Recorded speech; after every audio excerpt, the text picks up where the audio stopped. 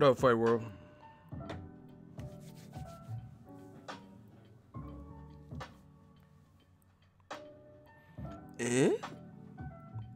Shout out to Amazon, man.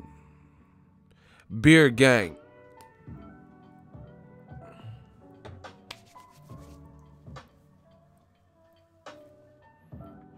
See, my shit real. A lot of people be, oh, it looks like a lace front. Stupid shit. Don't be mad because I got that good hair. You dig? We working. You know, we just doing some of that. We doing that late work. Shout out to my shooter.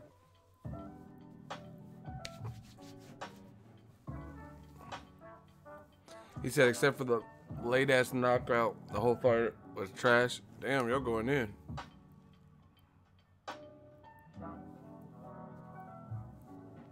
Shout out to Guatemala. You know. We straight alpha males, man. We out here, man. I really love Amazon. I really do.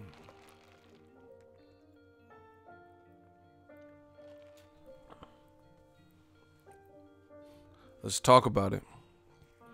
Anthony Joshua. I was so distressed in the fight, I didn't even want to watch. I mean, I seen there's a reporter from Ring TV, and he put his scorecard, and he said he had Povetkin winning at the time of the stoppage, which I told you guys I did too, right? And Eddie Hearn responded and said, hey, Mike, you need to get your eyes checked, or what fight were you watching or something. But then Eddie Hearn also did an interview, and he said his bunghole popped or some shit weird when during the fight, meaning he was like scared. So which one is it? You know? Which one is it?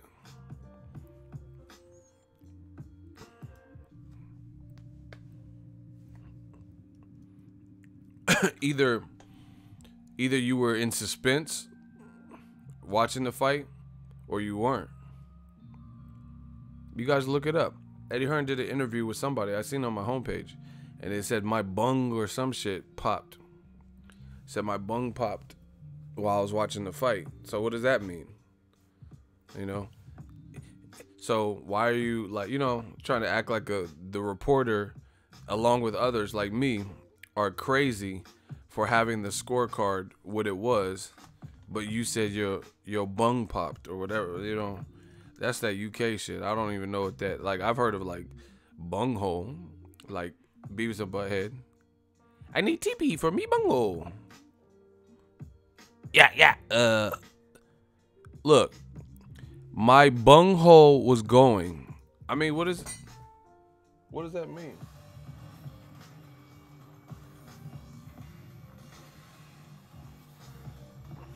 Hold on.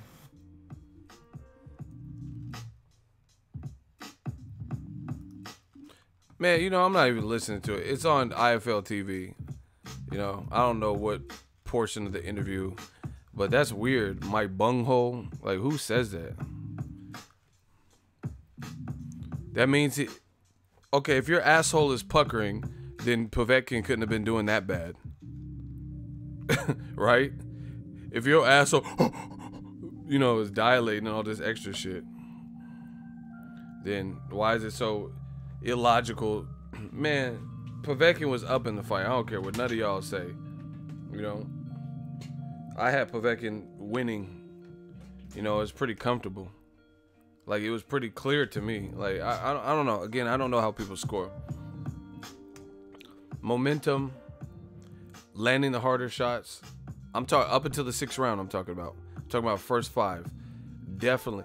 Like, in the first 5 rounds, Joshua's best round was what? Round 1, which was a fill out round where he got clipped up at the last 10 seconds of the round. All right, we got a hot seat. His name is Anthony Beard. Ego, you always, oh, damn, my shooters are quick. Listen, Ego, he said, Ego, you always hating on her and you need to shut the fuck up. Come shut me the fuck up. How about that? Come out to the Bay Area and then, you know, make that happen.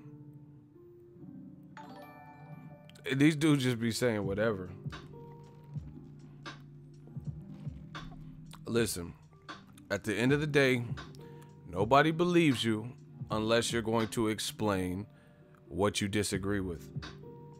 You know, nowadays they act like it's criminal for you to have your opinion. Okay, so let me get this straight.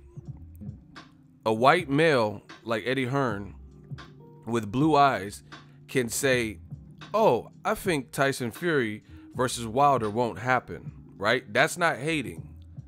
And then the fight gets announced by all fighters, by Premier Boxing Champ, and all major websites. But then when I'm reacting to what he said, I'm hating. You see how this works? So I'm responding to what he said, which is inconsistent. And then we have people like that dude, Anthony, who says, I'm hating. But when he's making statements that turn out to be false, right? Oh, I don't think Wilder Fury is happening. I doubt it, right? That's not hating at all. We know what time it is, people. We know absolutely what time it is. And again, it's cool. We can differ. You know, we can have a civilized conversation. New media, we've already proven the stuff that we've said and showed you how it came true. So realistically, all the energy that's saying the opposite, you have the burden of proving what you're saying. You're saying I'm hating on Anthony Joshua or Eddie Hearn. Fine. Step up. We got a hot seat for that. Hey, you tell me what you disagree with that I've said. And I'm not talking about a fight prediction with Wilder, Joshua, or something. Name how I hated on him. Simple. These dudes are so, like, and I'm talking about the fans at this point. The fans are so afraid, so scared that this is what happens. They get, I've studied this game, you know, I really have. And I've been in the game for a minute and I see it. When the energy gets so, like, it seems like almost like when they start lashing out, it's usually because of fear. Fear makes people do those types of things. You get what I'm saying? And they know that the walls are closing in on AJ and the fight happening. You know, more and more people are, they booed Eddie Hearn in the UK. He's in the UK. So you think Wilder Fury, the fight happens, let's say Wilder wins, you know, Wilder's the Al Heyman fighter. If Al Heyman was in the ring, they would boo him for making Wilder Fury. Joshua said, oh, give it up to my promoter, Eddie.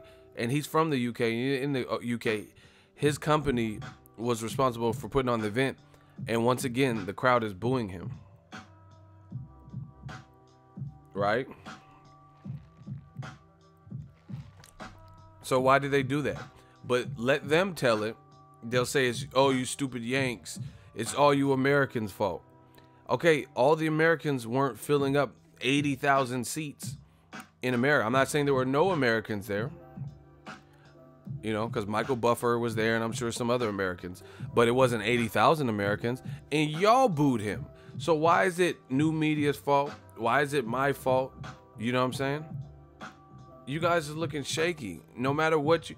I know you want to be right so bad. You want new media to fall off, you know, and get knocked off our pivot. But it's not going to happen unless, you know, unless you have real logic to combat us with. Yo, make sure you guys smash the like button, people.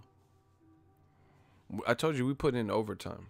You know, the burden of proof is on old media because they're the ones trailing. You know, when you're in the lead, all you have to do is maintain. You know, try to keep your offense tight, keep your defense on point, and don't slip up. But when you're ahead and it's going into the fourth quarter, and you're ahead by 5 touchdowns, all you have to do is, like I said, maintain. That's it. You know, we've been right on a consistent basis with most of these issues. They are the ones that have the burden of proof. Remember, just just a couple months ago or a couple weeks ago. Oh, Frank Warren says Wilder Fury. He said it's gonna get announced next week. Made a big deal about it. You know what I mean? And then, okay, so it didn't get announced when he said it was. Big deal. But the fight's not till December. They had stuff to figure out, you know? You know, is it, like, what's the big deal? Like, does anyone, like, they can't feed their kids because the announcement happened 4 weeks later, you know? And see, I'm telling you how this game works. I really have studied this. They want to be new media. Old media wants to be new media. They want to get super chats like us, like my channel. And they're like, damn, how's he? You know, they want to be at the fights and get recognition where fans is like, hey, you know, taking pictures with me and stuff, and Deontay. They want to be us so bad. So another reason I know they want to be like us is because they try to have similar analogies and comparisons, but it's just for the casuals and the decafs. You get what I'm saying? Like, they'll try to use our same, like, logic or our same style of investigative work to make their points. But the thing is, it doesn't make sense what they're saying. You know, they're just saying, they're trying to use our style of, like, schooling old media, and they're trying to school new media and beat us at our own game. We're not Golovkin, you know, where you could claim Mexican style and bang Mexican style and then not show up and fight Mexican style and then get out Mexican style. Do you get what I'm saying? That's not how new media is built. Jack Murray says you ain't shit and got clapped in the head.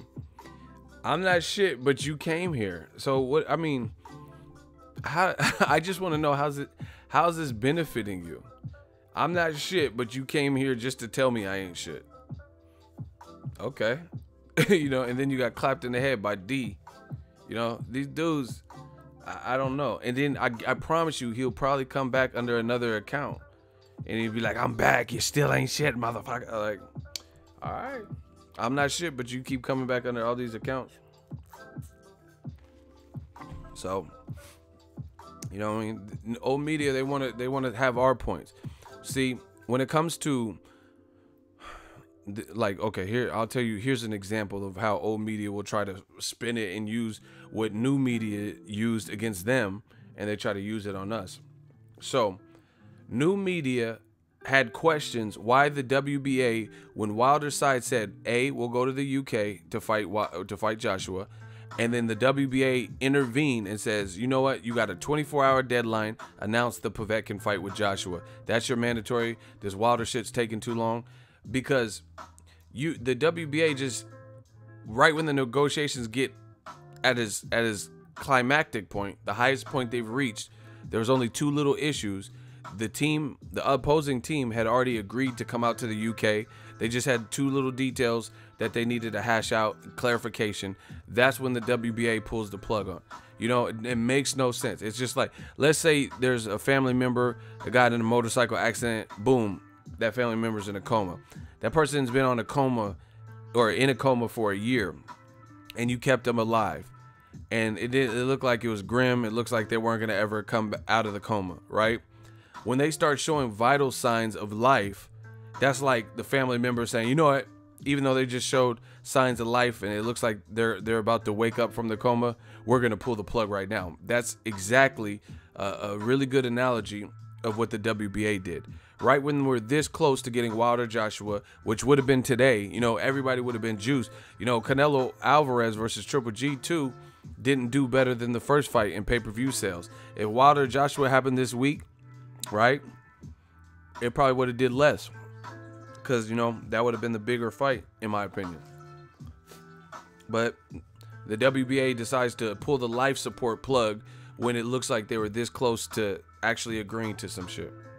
Makes no sense, you know. So yeah, new media had questions. Why would they do that? Why would they announce a 24-hour deadline, right?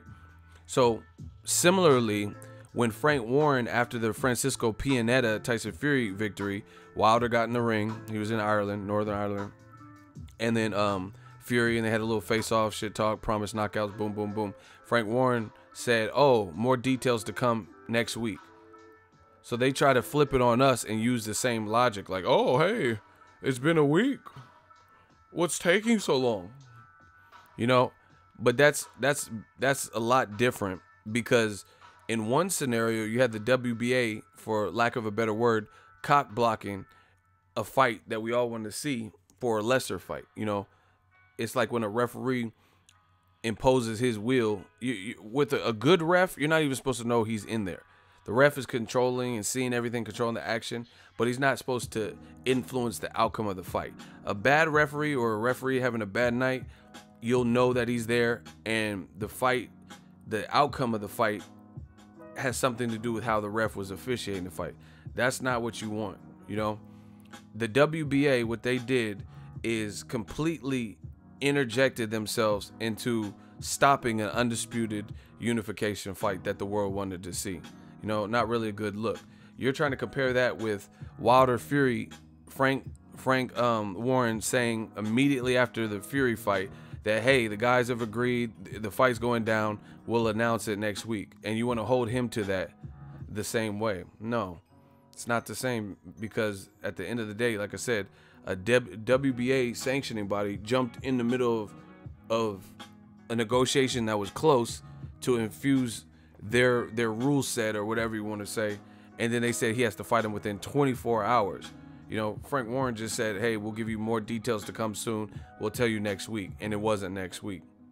But beyond all of that, I said all that, it didn't happen the week after, like Frank Warren said. Cool, touche.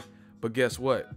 We got the information yesterday in our emails, us that are media, and they said, hey, the fight is on, and it's been confirmed by Wilder and Tyson Fury. So who cares? Like, who was not able to pay their bills because the announcement didn't happen a week later? Do you get what I'm saying?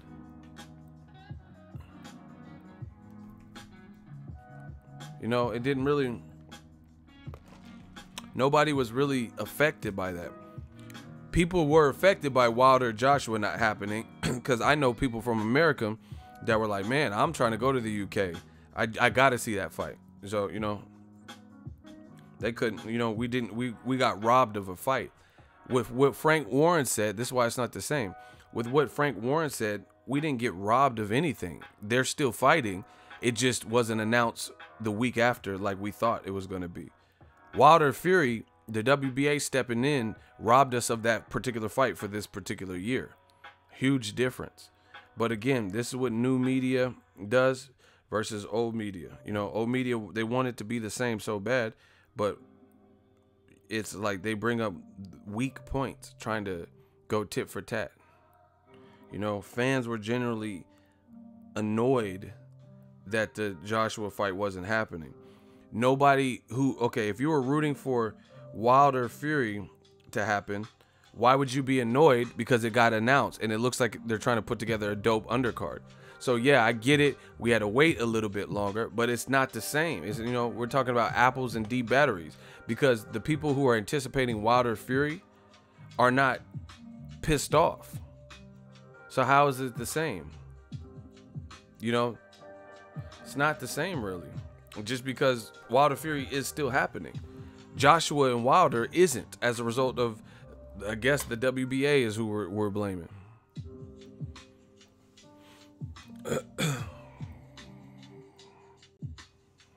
You know? And then there's a lot of people in this boxing game, like, you guys, you can't be real fans if you refuse to see the truth no matter what, you know? Like, I don't care if you like Joshua, have a Joshua tattoo. I mean, real is real. And, you know, people, listen, I've always been a person who's comfortable in my own skin, and I don't see that changing. I'm saying what I feel, and, you know, time is going to prove me right or wrong with all these situations for the most part, you know. And Joshua showed me some vulnerabilities. And I think given, if he fights Wilder or Luis Ortiz next, how he looked, I would definitely favor those guys over him, because I've seen some things that I think they would be able to pick out with their styles that Povetkin kind of started, you know, but ultimately he didn't have all the same attributes, you know. So, you know, if you don't agree with me, that's fine, but let's see the fight. Instead of finding a reason why AJ should fight Dillian White or someone else. Let's join forces and say, oh, I want to shut Ego's mouth up. You know, he's full of shit talking about Luis Ortiz will make Joshua, you know, has a chance to win or whatever. Okay, make the fight next. If you're not going to fight Wilder and he beats Fury, fight Luis Ortiz. You said it's going to be easy. Don't make a bunch of, oh, who's Luis Ortiz? He's like 40 years old. Oh, who is he? Don't make these excuses. Just jump, you know. If we're having a competition, then there's nothing to excuse. Just make the fight. You know, if you don't believe, like, this is the equivalent of what new media would do. I'm trying to think of the right type of, like, a realistic scenario. Hold on, just give me a second. Okay, here's an example. Let's say your best bud, your best mate, your best friend, your partner, your homie says your girlfriend is cheating on you, bro, right? And you're like, nah, bullshit. Julia would never do that to me. I've been with Julia. We've been married for 10 years.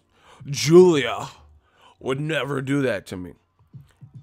And your friend is saying, I know it hurts, bro, but I have proof. I seen it. I seen it. Right? And he's like, they're in the movie theater number 6 right now. Her, and they're like holding hands and shit. Right? And you're like, bullshit, bro. Julia would never do that to me. Julia loves me. Julia, right? And he's like, come on, before they leave, before the movie gets out. They're in theater 6 right now. They're making out. I seen it. How do you know it was her? Like, I seen the tattoo that she has on her shoulder blade. It's her. Julia would never do that to me. Like, you stalling. Either you believe someone or you don't. But the thing about it is this dude's trying to lead you to the promised land. He's claiming he can show you. So why wouldn't you not go? So obviously you know what it is. Because why would you refuse? If someone's saying, I'm going to show you cold, hardened proof of what I'm saying, why would you say, no, I'm not going in theater 6? Fuck you, you're lying. Why would you do that? You would at least say, you know, prove him wrong. Like, oh, Julia ain't in this motherfucker. Oh, all right, come on, let's go. And then you be like, hey, yeah. And then you fuck around and see Julia in there with fucking LaTroy and shit. Oh, Julia? Oh, Julia? Yeah. Your friend tried to tell you, motherfucker. Your friend told you Julia was in there. You know? Same thing with Luis Ortiz. I'm telling you, people other than Wilder don't want smoke with him. And Tyson Fury gets a pass, even though Luis Ortiz said he'll fight Fury because Fury's stepped up off of 2 tune-ups and he's fighting Wilder, who's one of the top guys and the champion of the division. Boom. These other dudes have no excuse not to fight Luis Ortiz. You know, you motherfuckers talking about he's old. Don't let him get any older. Fight him now. Okay, if you're saying he's 1,000 years old, then why do we have to wait till he's 1,006? Why do we have to wait 6 years for you to fucking fight him? Fight him now. So just like Julia cheating on your dumbass, if you do not believe what I am saying, then you should be pushing for the fight. Joshua should fight no one other than Wilder or Luis Ortiz, because what I am saying to you is I would favor both of those guys to beat Joshua. It could be a good fight, but I think stylistically those would be bad matchups for Joshua, but they're good fights and they're right fights for boxing. And if Joshua does prevail, then I'm good with that, because that means he was the better man and I got to see it. But what they do is find reasons not to go into that theater. You're disputing what your friend is saying about your wife Julia cheating, but you refuse to go into that movie theater, and he's trying to bring you, like, come on, I'll show you right now. You know, oh, Luis Ortiz, he's old. What has he done? I mean, Wilder's never sold out a stadium. Am I right? Why don't you want to see it then? Wilder's too wild. AJ, he's way far more technical. He has a better resume and fewer fights. Then why don't you want to see Mr. Better Resume and fewer fights fight for Undisputed? Shout out to D-Lo, $2 super chat. AJ or Julia can fight enough to prepare for Wilder. I'm done. See, this is how I know they full of shit. It's just like a dog fight.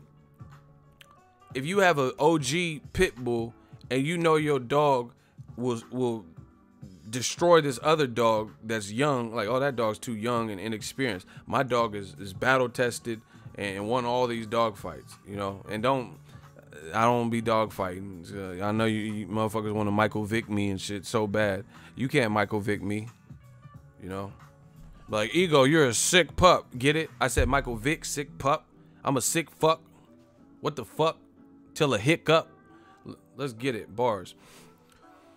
But if you know that your dog, and then someone's trying to bet money, then you're gonna match your dog with the dog you know it can beat. Period. You know? Tyson Fury, in his heart of all hearts, he believes he can beat Wilder. He believes he has the boxing prowess, the size, the skill, the experience to beat Wilder.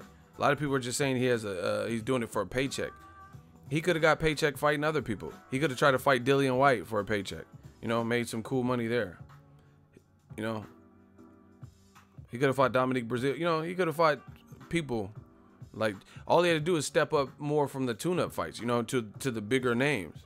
But he went straight after the big dog. So, you know, I give much props to Fury and Wilder for making it happen. Victor the Idiot in the comment section. He said, Fury will not beat Wilder. Laughing my fucking ass off. Notice you're the only one laughing at your joke because nobody said Fury will beat Wilder. What I did say, if you guys can comprehend, is that he believes he can beat him. And that's the attitude fighters should have. So you're laughing at your own joke and you're misquoting what I said. I didn't say he will beat Wilder. In fact, I'm on the record saying I would favor Wilder in that matchup. But it doesn't change the respect that I give Tyson Fury for even taking the fight. He's a G, triple OG, return of the Mac. You know, you have a fan in me for both of those guys because they're at least confident enough to make the shit no bullshit. And Wilder, in case you guys didn't know, gave Fury 50-50. He gave him a 50-50 split. He could have easily been like, oh, I'm the A side and Fury's been gone for 3 years. What has he done? And he smoked coke. So why should I give him a 50-50? Wilder gave him 50-50 split. If he didn't, maybe the fight, you know, maybe that is a stalemate. Maybe the fight couldn't happen if Fury didn't get, if he got like 30%. Maybe he wouldn't do it, you know, because he could have just took more tune-ups and came back, you know, his own way. Wilder gave him 50-50 split. It looks bad for you guys. You know, all the people who are advocating like crazy shit in politics, no matter what any way you slice it, it makes you guys look bad because you have two grown-ass men and they simply squared up and got it down. They got to the business, crunch numbers, 50-50 split, old school, throwback, heavyweight boxing. None of this, oh, I mean, Anthony Joshua has more followers, so why should they get what? Shout out to Taylor Bush, $2 super chat. Thank you. It said Joshua running from Julia too. I'm done. Y'all tripping off this Julia shit. Y'all funny. But once again,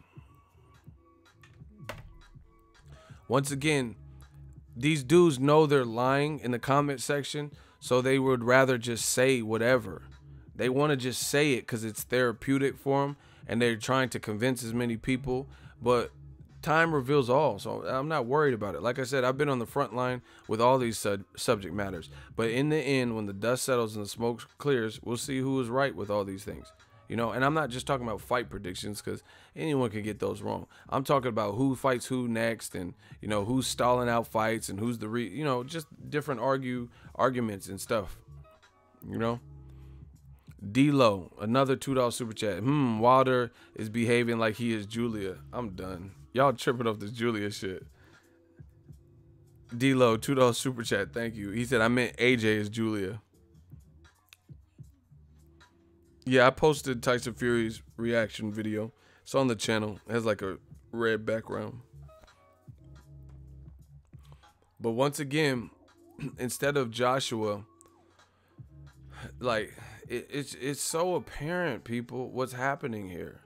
And you guys could be, like I said, when it's all written, you can be on the right side of of history, or you can be on the wrong side of history. You know, and it doesn't matter to new media what you decide, you know. Don't try to conform when it's too late, though. You know, that's all I ask. Live and die by the sword. If you think we're full of shit and what we're saying, then don't try to come join us after, you know, when what we said came true. Joshua listen to me, people. Hold on. I'm about to drop some gems. That's what I'm saying. I put up challenges. Tell all these other channels to outdo me. Like, okay, you saying everything the opposite of what I said. So get to this level. Surpass me with your truth, since you know so much. Let's push it over 100 likes. 100,000 likes, please. Smash the like button if you're here. We're close. We're close to 100 likes, but let's try to push it over the. Joshua was asked several times. He was asked several times about shout out to D-Lo 404, $2 super chat again. Fury sure seems to love his bed. Joshua was asked several times, right, who he wants to fight next in a plethora of different ways, a variety of different ways. And, you know, props to whoever the commentator or host or interviewer was for being from the UK, it sounded like, based on his accent. And, you know, sticking with the question. You know, the reporter asked if you listen to the post-fight dialogue, he asked in a variety of different ways, who are you trying to fight next? And it was like pulling teeth to hear Anthony Joshua admit that he wants to fight Wilder next. And then finally, right? Finally, he says, okay, Wilder, you know, after refusing to really answer the questions. So it sounds like you were forced to say Wilder, you know what I mean? Because you know what it is, you know who people want you to fight, etc. And the funny thing is, now DAZN is quoting him.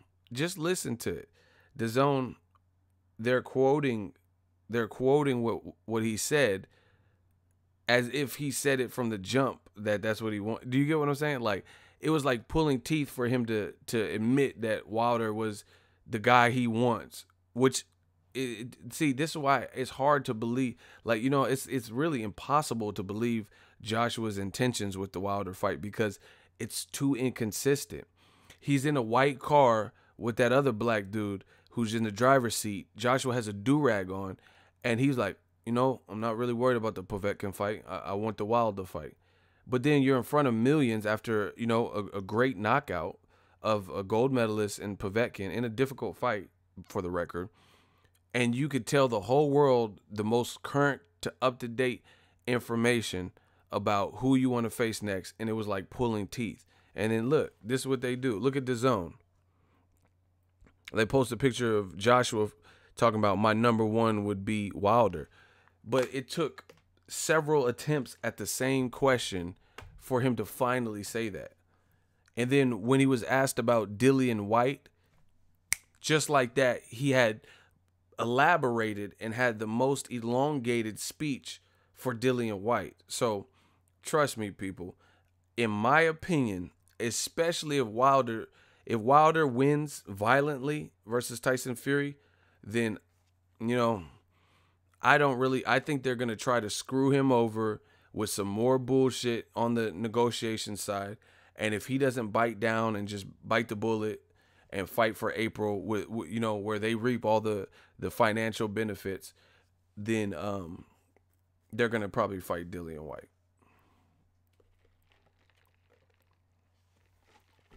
All right, we got a hot seat.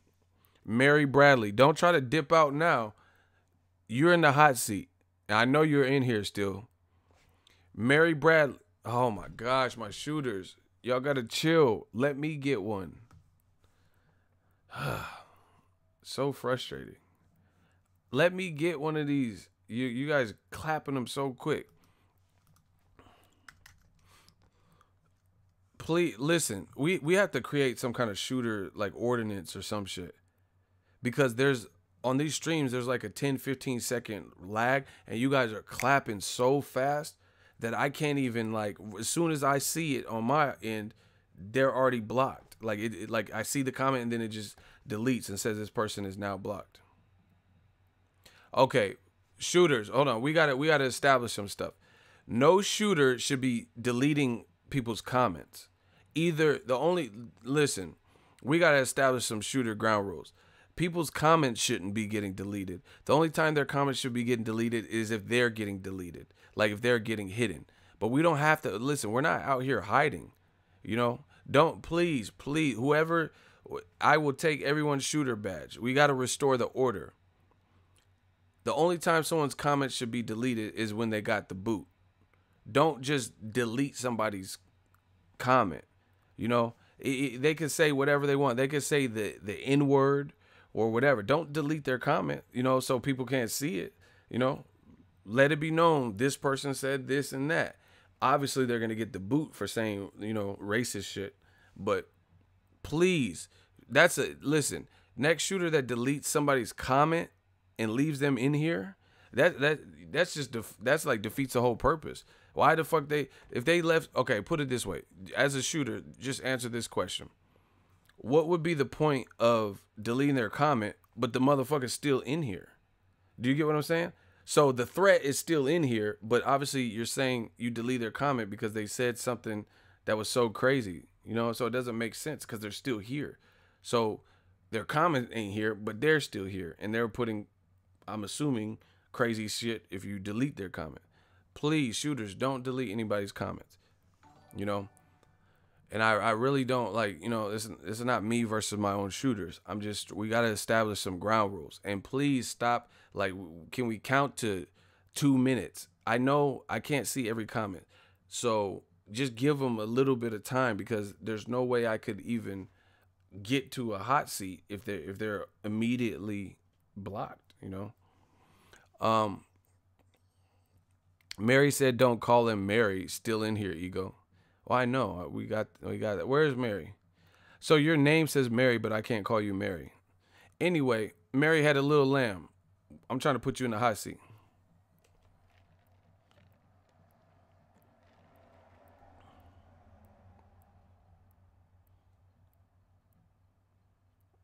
Hold on. Why can't I call you Mary and your name says Mary Bradley?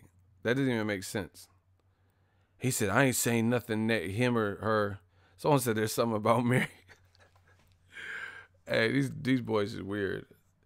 Oh, okay. Oh, my gosh. I'm trying to do this hot seat, y'all. All right, let's get it.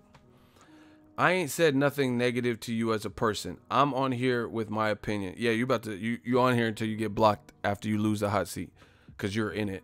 And how is it crazy? Okay, we gonna get you. You are picking hay from a hay barn, bro. Makes no sense. I'm picking hay from a hay barn. Okay. They made an offer. They didn't accept it. What else you want? I want to see the fight. So let's break this down together. Mary had a little lamb. He said, I'm on my sister's iPad. Wow. Why don't you get your own shit? You can't afford your own iPad? You got to borrow big sis shit? All right. Anyway, whatever. You can use whoever. Mary Kate and Ashley Olsen iPad. Great. So my question to you on your sister's iPad is this. Is a flat rate fair? For Deontay Wilder to get a flat rate as the B-side in a super fight like Joshua versus Wilder, is it fair? Yes or no? Because you say I'm picking hay from a hay barn, which I totally disagree with. Listen to how salty he is. Why you insulting me, buddy? LOL. Strike one. Let me know when you're going to answer the question. Is a flat rate for a mega fight that would be on pay-per-view, is it fair for the B-side, Wilder, to get a flat rate only, no pay-per-view, back in money? Yes or no? Mary Bradley, a.k.a. I steal my sister's iPad. Hamza says, strike one, answer the question. I agree. Yeah. That's fucked up. You're going to get your sister banned from my channel and she didn't even do nothing. What kind of sibling are you, man? But anyway, answer the question. He's getting 3 times more his average purse. Strike two. I'll give you the very simple question once again. You getting your sister fucked up. Your sister getting fucked up. Very simple question.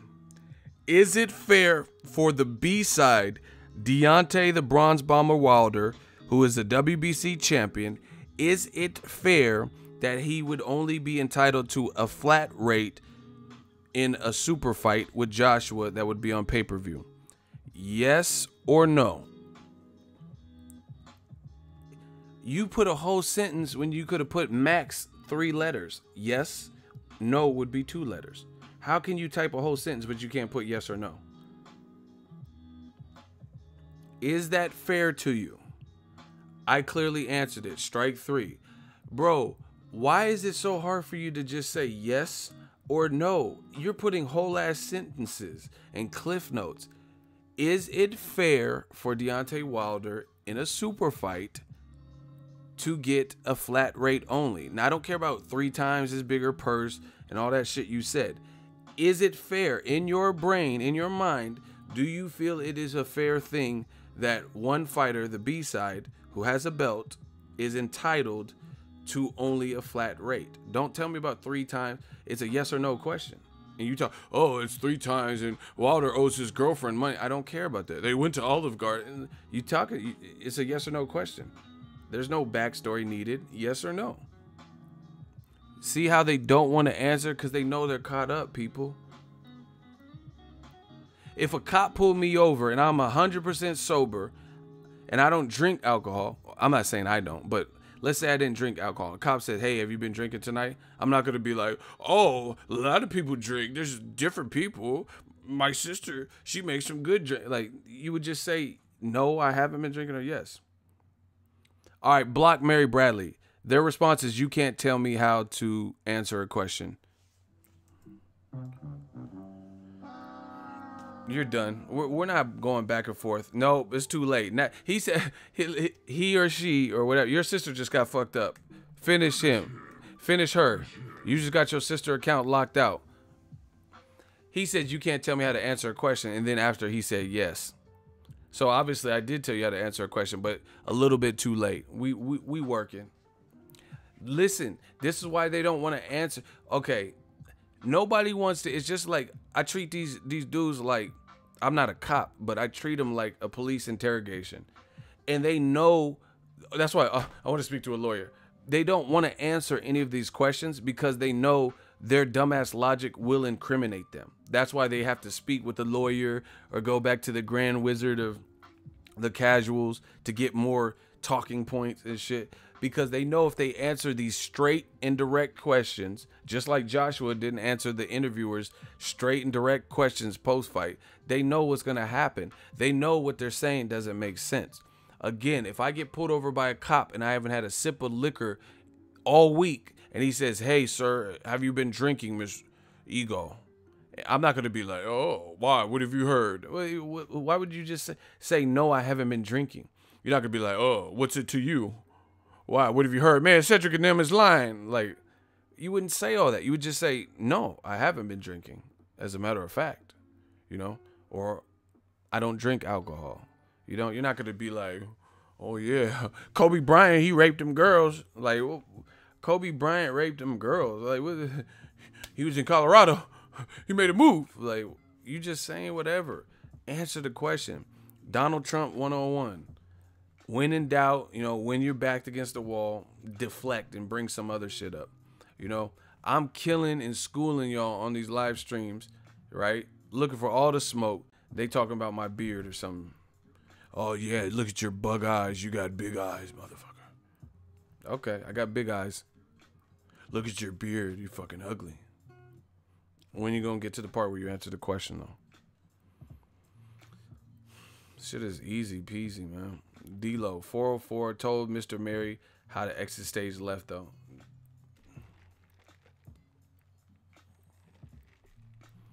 Third stream today. That's what's up. You ended that last stream off hard, man. I'm not playing. Listen, as far as what I said, I meant. I don't have nothing else to say about that. Just watch. Thank you guys for subscribing and supporting. Just watch. Make sure you smash the like button. I'm done. There's nothing else to talk about. Straight shooter. Steak and potatoes, But,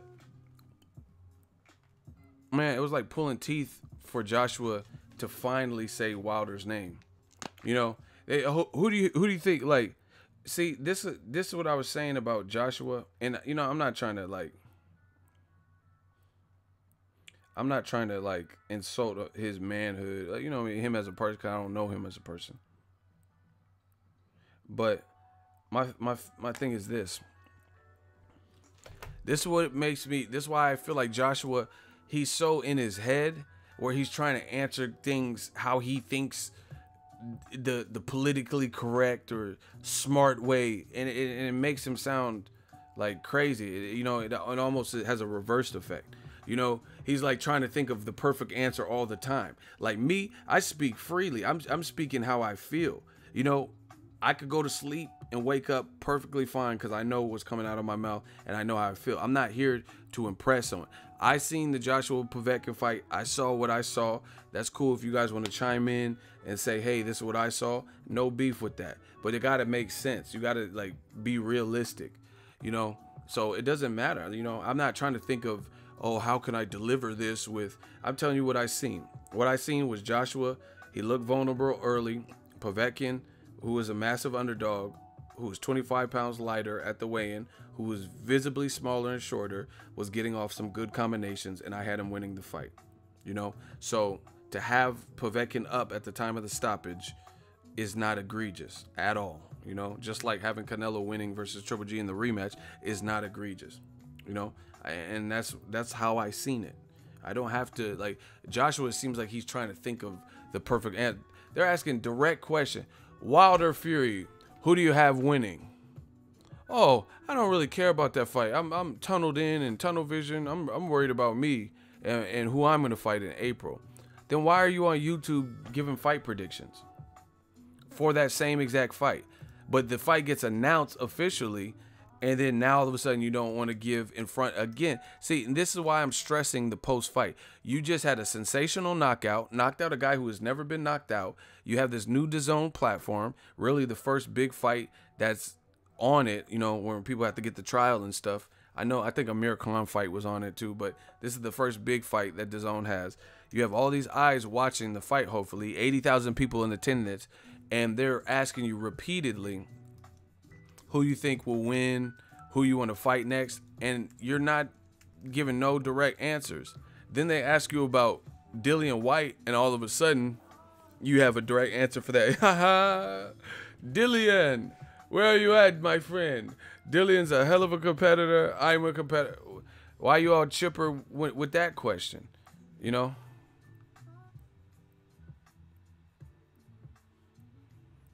It just makes no sense, people. All with Dillian White, you can answer. You can go straight into it and ask where Dillian White's at, and oh, Dillian White, he's a young, hungry lion, just like me, and if he wants it, he can get it. He's so cordial. I thought you and Dillian White were sworn enemies, to be honest. The way he was calling you a scumbag on the Gloves Are Off show and all that. I thought they hated each other, to be honest. So my thing is, you're in this post-fight interview, and you have this platform in front of 80,000. That's what they keep bragging about, 80,000 people, and they're asking you direct questions that you know the fans want to see you fight Wilder, and you're pretty much beating around the bush until it was like prying it out of you, you know, prying it. He was prying in there, you know. And then you finally say, "Oh, Wilder, okay, Wilder." Like, damn, that's what it felt like. It's like, damn, if you motherfuckers keep asking me, okay, Wilder, fine, that's who I want to fight. It's not convincing, you know what I'm saying? It sounds like you just, you know, just went with, you're just tired of people asking or something. So you just said, okay, I want to fight Wilder. He's number one. Okay, Wilder's number one. Ah, you happy? You know, like you just trying to. Have you ever done that, like to your girl or something? You just want to shut her up. You know. Like, okay, fine, yeah, I did it. You know, you just tired of her, just nagging, y'all arguing. You just sick of it, so you just fuck. Okay, yeah, shit. She's like, did you like that bitch's page on Instagram? Like, no, I didn't like no bitches. Okay, fine, I did it. Fuck. That's how his demeanor when asked about Wilder. Like, it's crazy, man.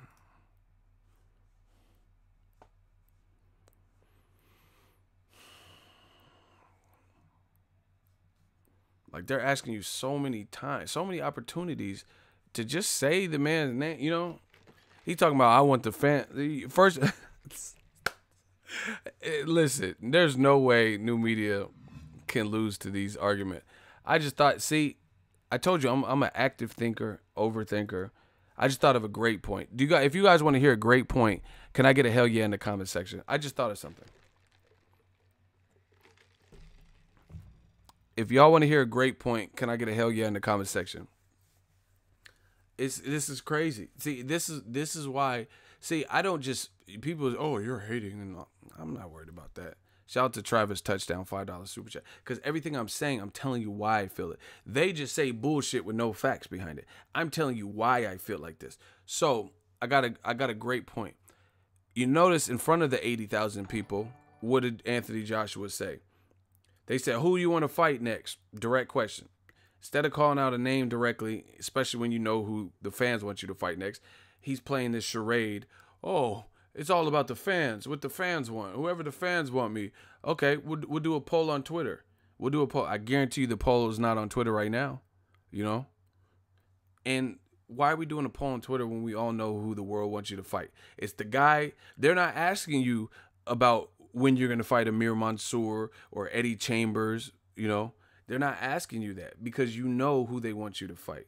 You know? So it's a big charade. But this is the thing. Joshua said, oh, it's up to the fans. Okay, if it's up to the fans, then why do we see you knock out Povetkin? Why didn't we see you knock out Wilder then? You know, if it was up to the fans. So that's one thing that makes no sense. But beyond that, he said, oh, it's whatever the fans want. The fans want, right? But this is the same dude that told the fans to train to fight Wilder.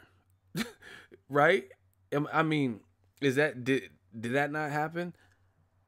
You know, with the New York Times or whoever he did the interview with at the DAZN press conference, he's saying it's all about the fans, whatever the fans want. But this is the same man that told the fans to strap up. It's strap season. You want to see me fight Wilder so bad? You fucking fight Wilder. Like, so I got to get knocked out when you're the prize fighter. You know?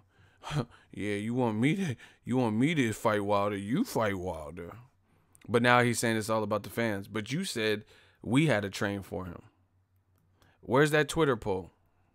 Team Povetkin. Well, contender, former world champion Alexander Povetkin. Your words on your performance and what's our best. I realized you were strong to the head. Challenges. No one's gonna spring up. We'll see about that, but providing there's no mandatory challenges, who do you want to fight here in April 13th? We'll put a poll out on Twitter. We're going to put a poll out on Twitter because anyone's welcome. As I said earlier, there's always some complications with negotiations. Fair dues. But the sport is about what the fans want. Sometimes we have to face our mandatories. Contradiction. See, You guys got to listen to what people say. You got to listen. He says, I don't have any it's just like a walking contradiction of things that don't make sense.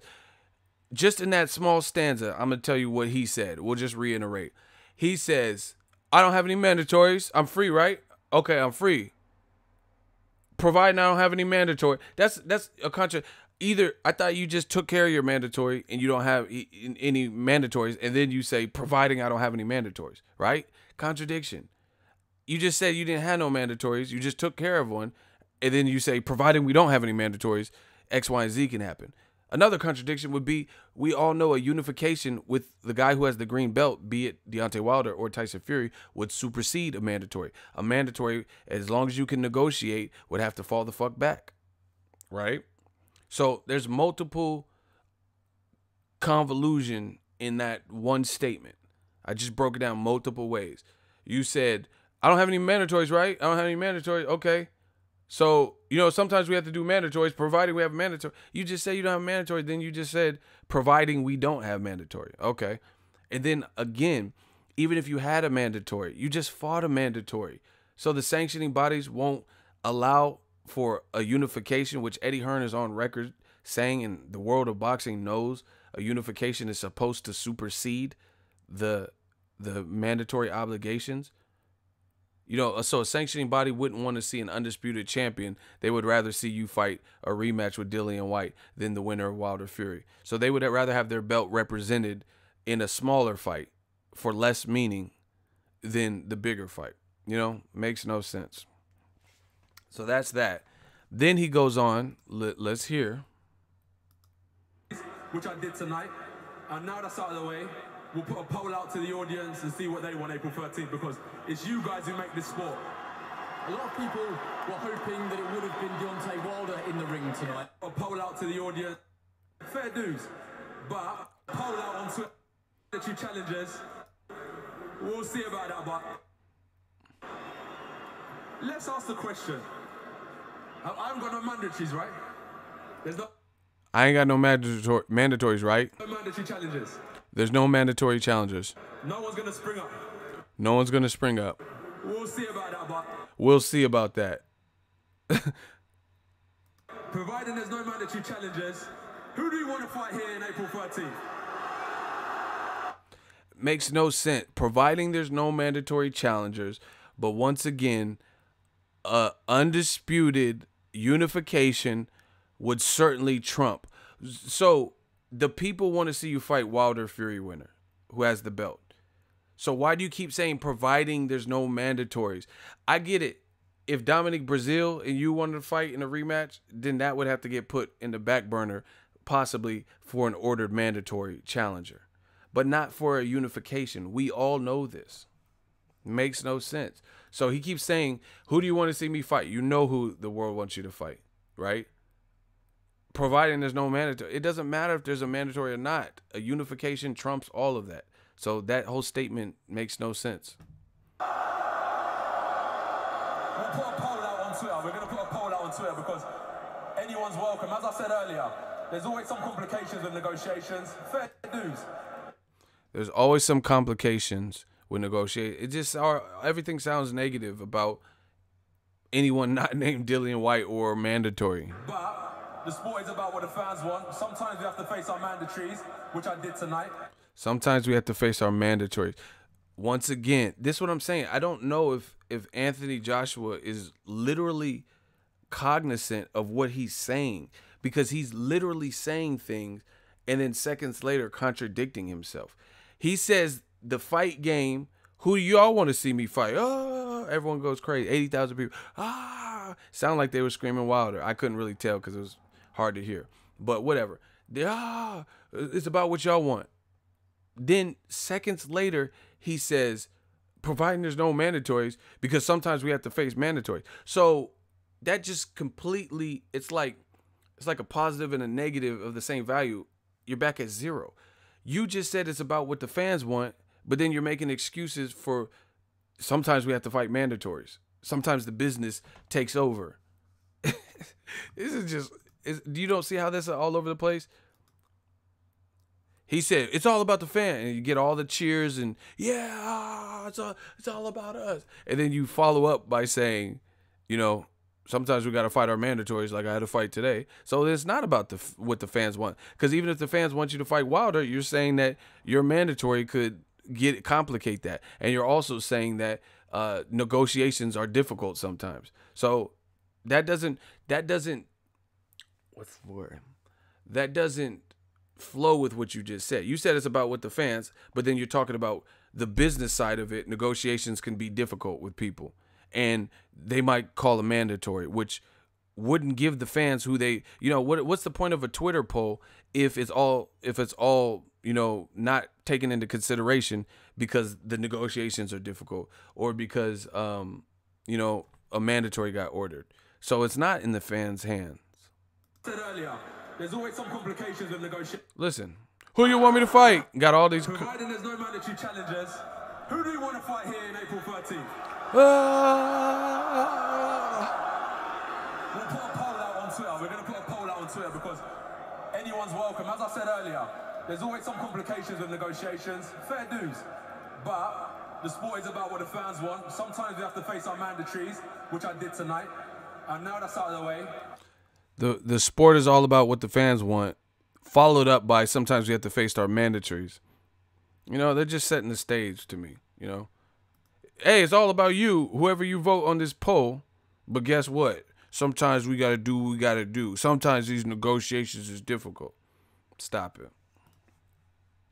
Not even to mention my initial point, which is a unification trumps everything else. We'll put a poll out to the audience and see what they want April 13th because it's you guys who make this sport. A lot of people were hoping that it would have been Deontay Wilder in the ring tonight. Can you shed on it any light on why that fight didn't happen from your side? We both done a lot of talking. Look, he said a lot of people were hoping that it was Deontay Wilder in the ring tonight. Can you shed light on why it didn't happen? First words out of his mouth, we've both done a lot of talking. Doesn't, just like hot seat victims, it doesn't answer the question. We both done a lot of talking.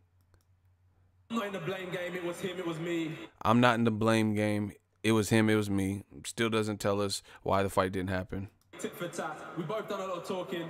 We both done a lot of talking. And I'm here now. And I'm here now. A good fight. I got my knockout streak back. I had a good fight with Povetkin, and I got my knockout streak back. So this is a direct answer to the question. I mean, honestly. Hey, why did the Wilder fight not happen? Oh, I'm not going to say who did what and the finger pointing in the name game. I had a good fight tonight. I got my knockout streak back. I found my right hand. It went missing for a little while. I found it, and it's lining up for April 13th. You talked about... Answered nothing. Answered nothing of his question.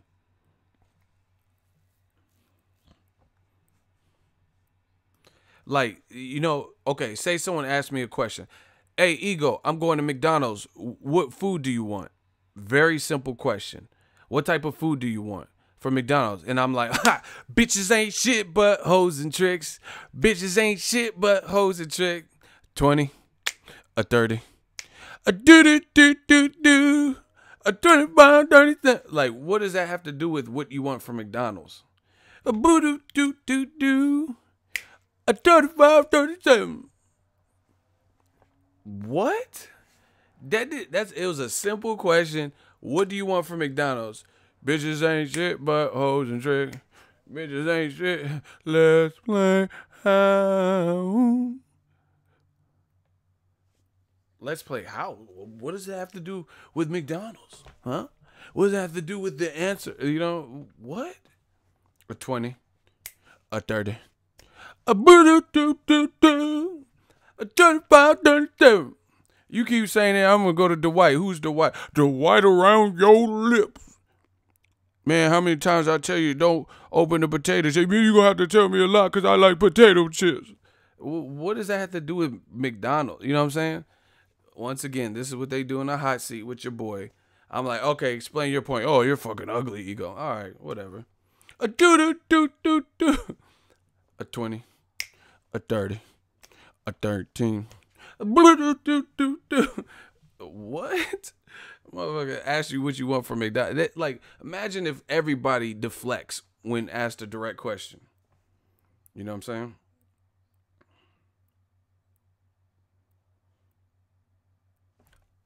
saying? We would get nowhere. You know, you'd be like, hey, Mary Lou, you know, I've been thinking about you. You know, I'm the class president. I want to take you to prom.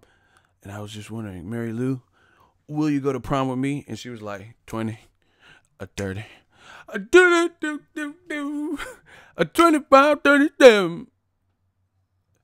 You're like, I know, but I want to know if you want to go to prom with me. Do-do-do-do-do.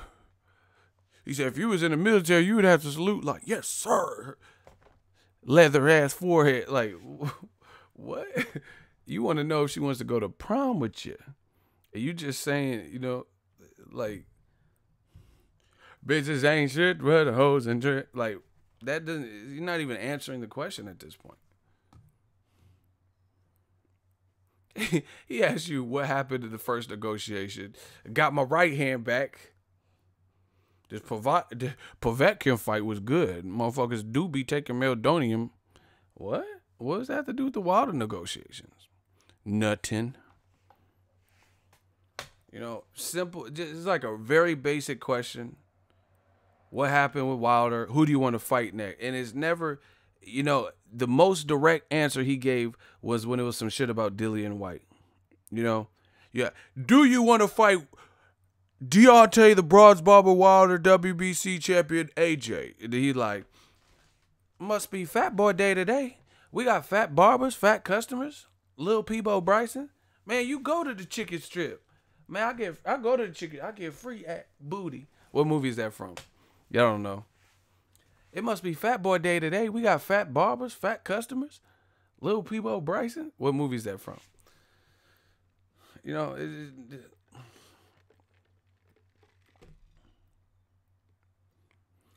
like, what if I did my Monday mail days like that? Remember when I was doing the Monday mail days and someone's like, what do you think of a potential fight between Terrence Crawford and Errol Spence?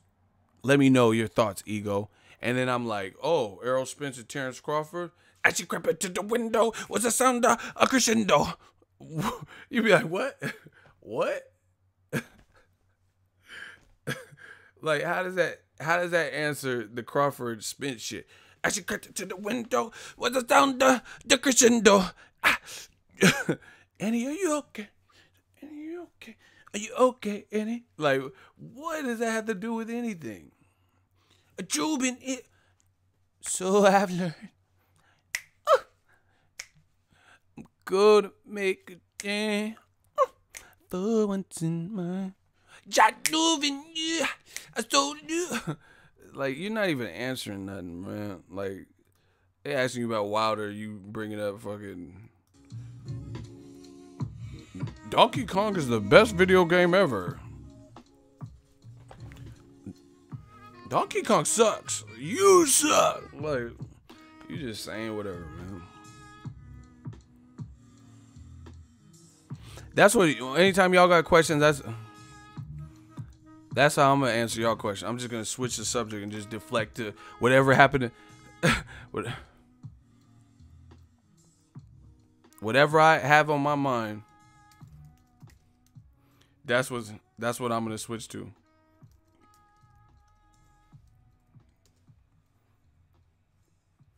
Whatever's on my mind. I'm not, you know, I'm just going to deflect.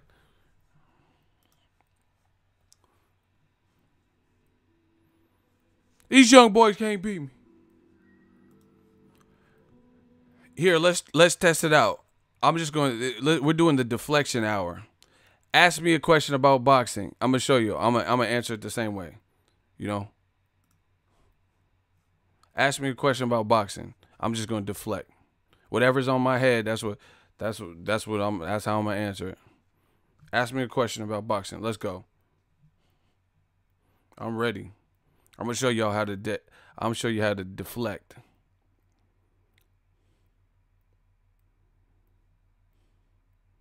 Adrian Broner versus Amir Khan. What are my thoughts? Hold on. My thoughts on Amir Khan versus Adrian Broner. Yeah. I'm gonna give you all my thoughts. Hey. Yeah. You wanna know my truest thoughts, motherfucker? You said Adrian Broner versus Amir Khan. Okay, I got you.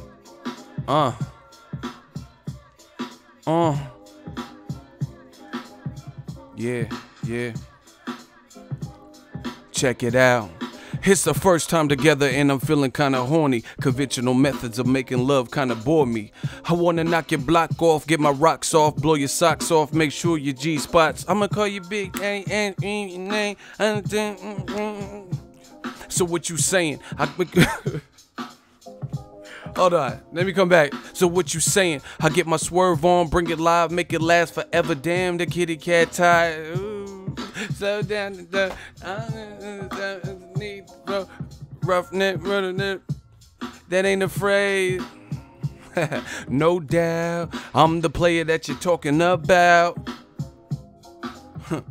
I guarantee you, shorty, it's real. Here come the man to steal. Did that answer your Adrian Broner question?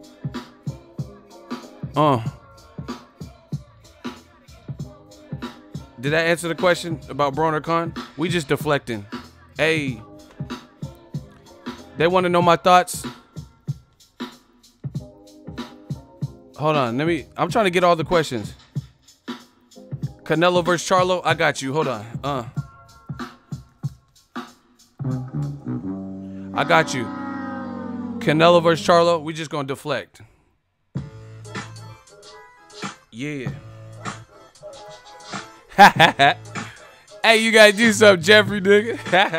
I teach you how to stunt. My wrist stay rocked on my TV pop and it maybe bitch. Yeah. Y'all care about the Charlo? Hey, nigga, everybody listening. Hey. G-Unit sneaker, I don't give a fuck, and I'm coming through your speaker, coming like a reefer, blowing like a tweeter. I don't give a. Let's get it, man. I'm just good. This how I'm gonna. Anytime y'all ask me a question, that's what we gonna do.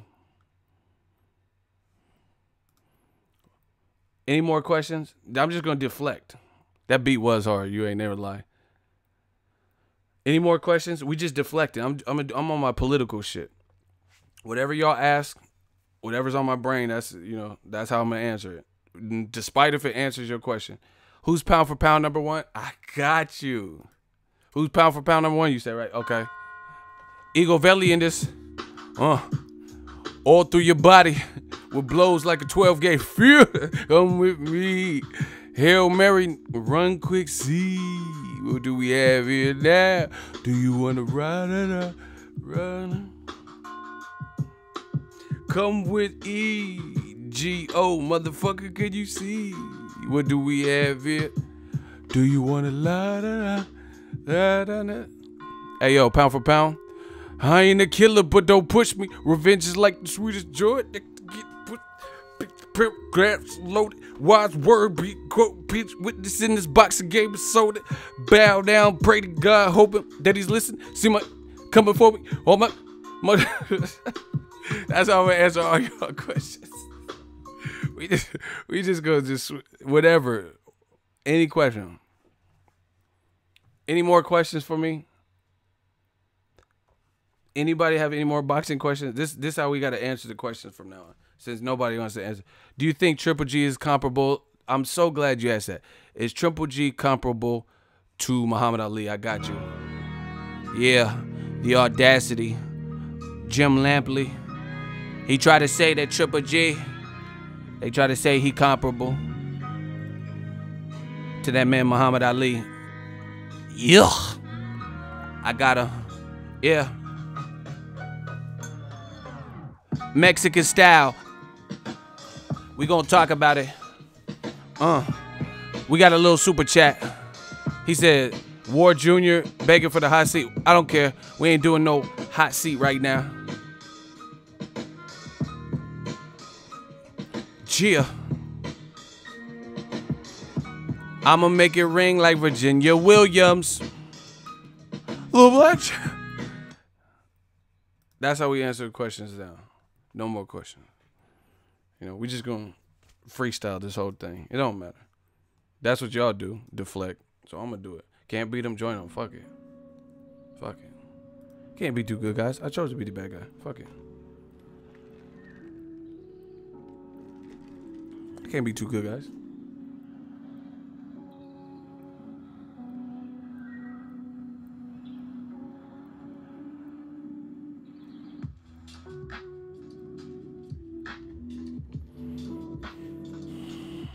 Yeah, man. I'm just Joshua. Like, why wait till a press conference when it's only media, and then elaborate on Fury versus Wilder when all 80,000 people plus media is out there, plus whoever's watching on the telecast? You know, after a great knockout, they're asking you who you want to fight next. And then what? Oh yeah, it doesn't matter. Whoever. Okay. Whoever the fans want. You know who the fans want. Really?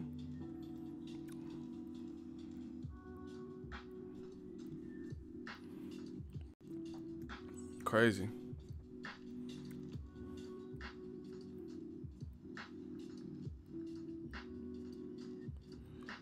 He says, Herman said he coming with facts. Ego, I'm done. You losing watchers. Good night. I barely even know who the fuck you are. Motherfucker said I'm doing. Bruh, the post-fight show got over 20,000 views in a couple hours. What are you talking about? Oh, you're losing viewers. My day is more than made. Ego's army, gang, gang. What are you talking about? See, this is how I got a stun on y'all. Let you know where y'all place really is on that totem pole. You're losing subscribers. Yashin says, get the fuck out of here, puss, nig. I don't know who that was to.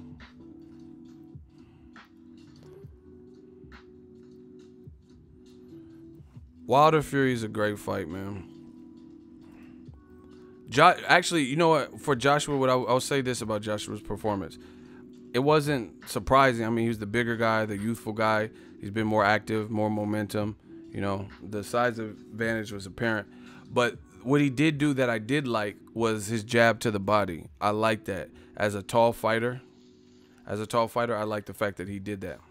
You know, he had a good body attack, you know, and that kind of slowed Povetkin down probably, you know, around the 5th, 6th round. He started probably slowing from that. That was a good look. But what I seen from Joshua is his left was really low, and he seemed a bit bewildered. And you know what the funny thing is? This is what I said before this fight. I told you, the thing when, like, Abel Sanchez, what he said about Triple G in the first fight, Kovalev, what he said about the first Ward fight, when you in essence give up your whole hand by putting out a bunch of excuses why you lost and this and that, or why you looked a certain way, Joshua did that. Because you notice in the Takam fight, he was saying, oh, his nose. And in the Joseph Parker fight, he was saying he was thinking about Wilder and the future. So he didn't want to take unnecessary risks, so he boxed more. That's why he didn't go for the knockout. Then he said in this fight, just listen, this is all fact. Then he said in this fight that he was getting back to the swing of his own self, and he was going to go, you know, stop thinking too much and overthinking and go straight back for the kill, back to his regular style. But guess what? Versus Povetkin, he did the same thing that he did in the Joseph Parker, where he was tentative. He had a slow start. He wasn't as offensively impressive as we've seen. So that's what happens when you throw out these reasons and rationales. It doesn't make sense because, okay, you said you overthought it and you were overthinking in the Parker fight. So you did the same mistakes that you did in this fight. I mean, did anyone else see this but me? Let's get back to the basic. Who heard Joshua later come out and say he didn't go for the kill, he didn't go for the knockout, and he worked on his boxing because he was thinking about the future? It was a high-stake fight, and he was thinking about Wilder, so he let that take him out of his element. Did anybody else hear him say that? Okay, Armani heard it. He said it, you know. So and then he also said for this fight camp that he's going back to, you know, his natural self or whatever. But he he didn't look good in those early rounds. If that's the case, you said you were thinking too much. You look befuddled and bewildered in the early rounds, you know. So he didn't look like his aggressive self. I mean, this is what I'm saying is not even reinventing the wheel. It's not even that complicated, to be honest. Simple question. Did he look like himself, or did he look like he looked versus Charles Martin, Eric Molina in this fight versus Povetkin? I understand the outcome. Povetkin got stretched, but I'm saying throughout the entirety, as long as it lasted, did he look like the Charles Martin, Dominic Breazeale, Eric Molina, Joshua?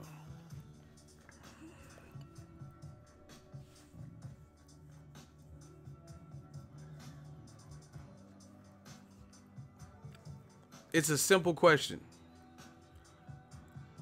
The Joshua performance that when he fought Dominic Breazeale, Eric Molina, and Charles Martin, did he look like that in the Povetkin fight? Yes or no? Short answer, hell no. He looked like the same robotic dude, just more tentative since Klitschko.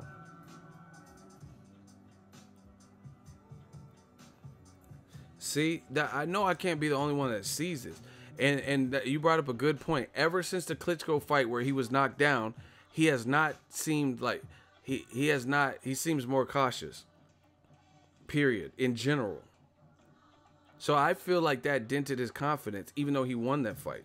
Because that's the first. He was running through guys before that. When he was fighting Charles Martin, you know what I'm saying? He was on this Chris Eubank shit. You remember Chris Eubank would just pose.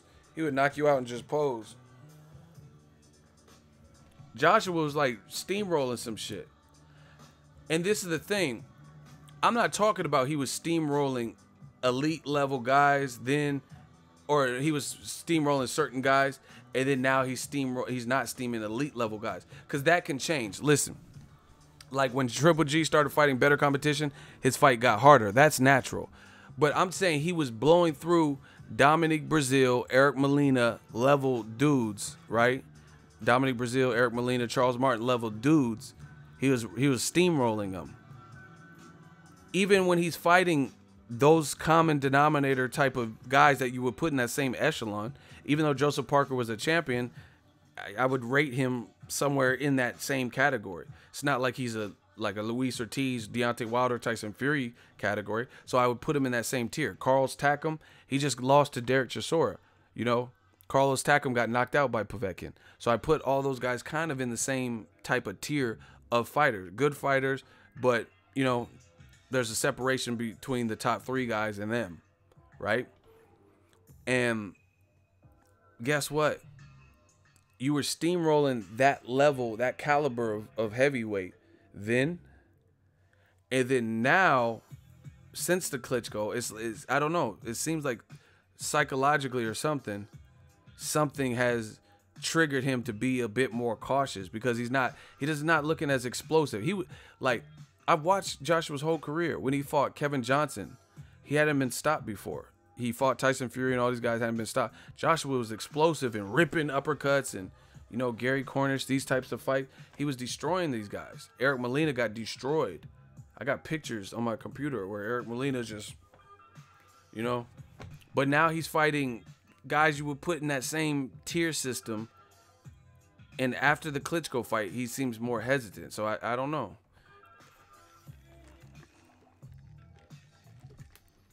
It's like that Klitschko knockdown worried him. So now he doesn't want to be like, he doesn't want to be revered as like, you know, someone who's chinny or something. So he's like more cautious or something.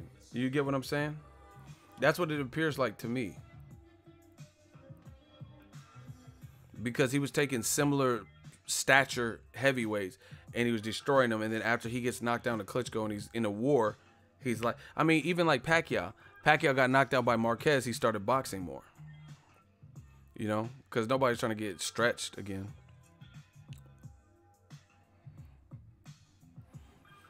I just, you know, let's see it. It's a good fight for the heavyweight division. But after a performance like this, even though you're the first person to stop Povetkin, I can't see Joshua off of that type of performance. Like, if looking at his recent performances, I can't see him beating the top guys, you know, the other top guys, Luis Ortiz, Deontay Wilder, or Tyson Fury. You know, Tyson Fury, maybe, you know, if he's not full to form.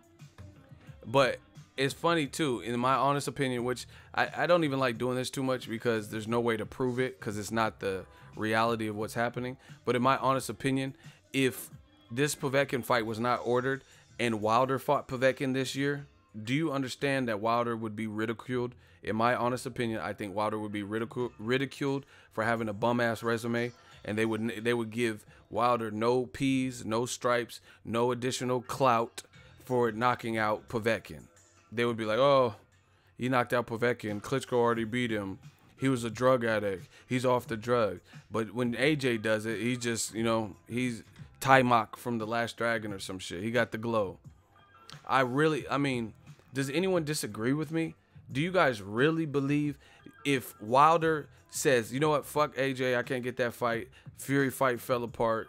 You know, I'm going after Povetkin. We were already supposed to fight. And the Russian promoters, they're offering me a good amount of money. And Wilder knocked out Povetkin, which he would probably have done it sooner, I would probably say, based on everything. Because he wouldn't play around with Povetkin. And Povetkin hopping around and trying to hook. Wilder going to try to hit him with something big, you know. And Wilder got a good jab. I promise you that I don't think the fans, and again, it's no way to really truly prove it, but in my heart of all hearts, I don't think people would say, oh, Wilder has a great resume now. He beat Povetkin by knockout, you know. Even if he beat Povetkin a couple of years ago when he was on Meldonium and they were supposed to fight, let's say he didn't fail a drug test, I don't think people would have even given him that much credit then. You know, there was, oh, this Klitschko leftovers, who cares? You know, but AJ does it, and it's like, you know, it's the best thing since the iPod, you know.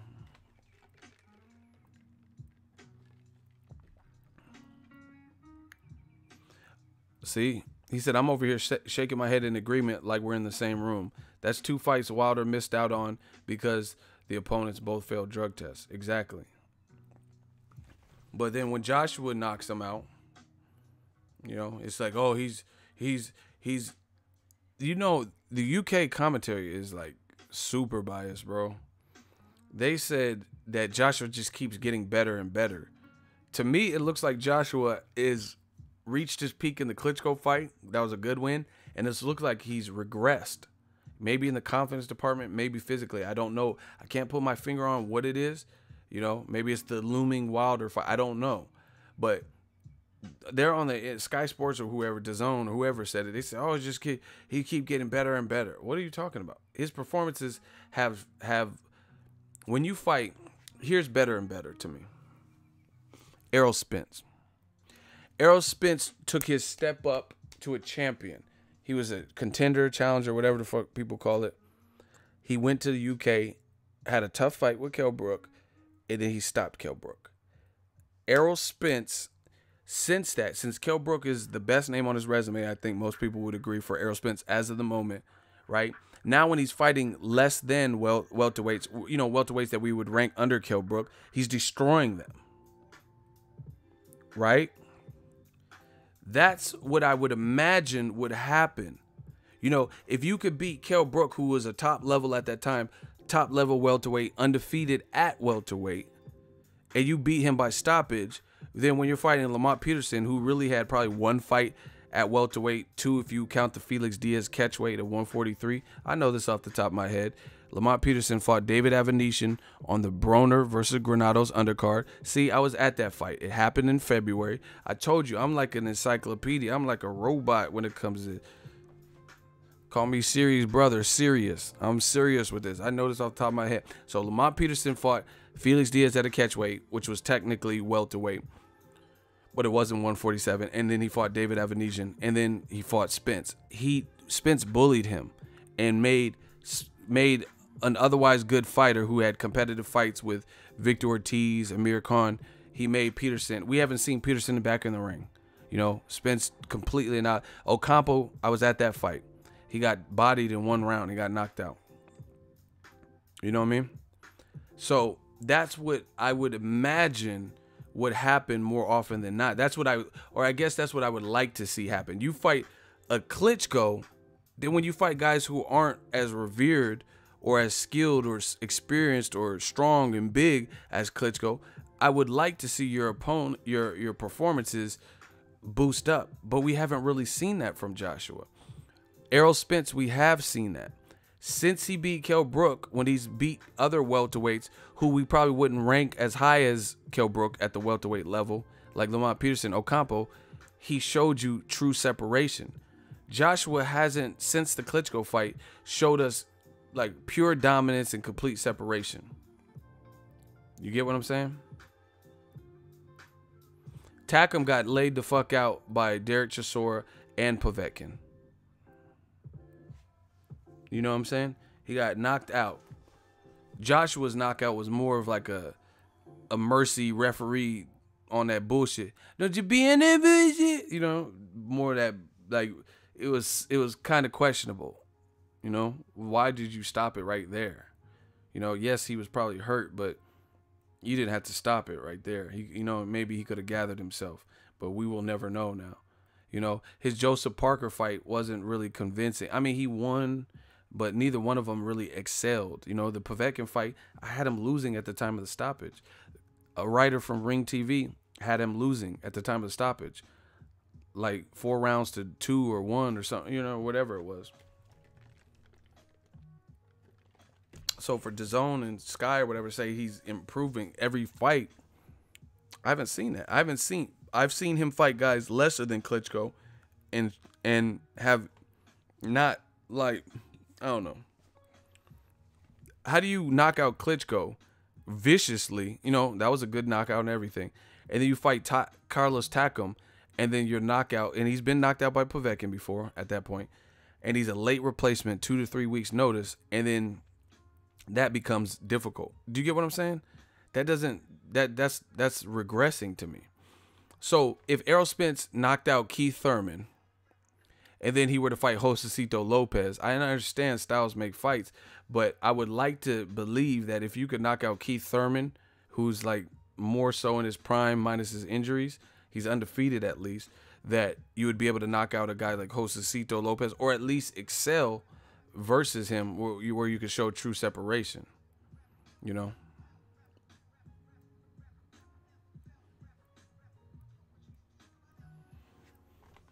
So I don't agree with what they were saying.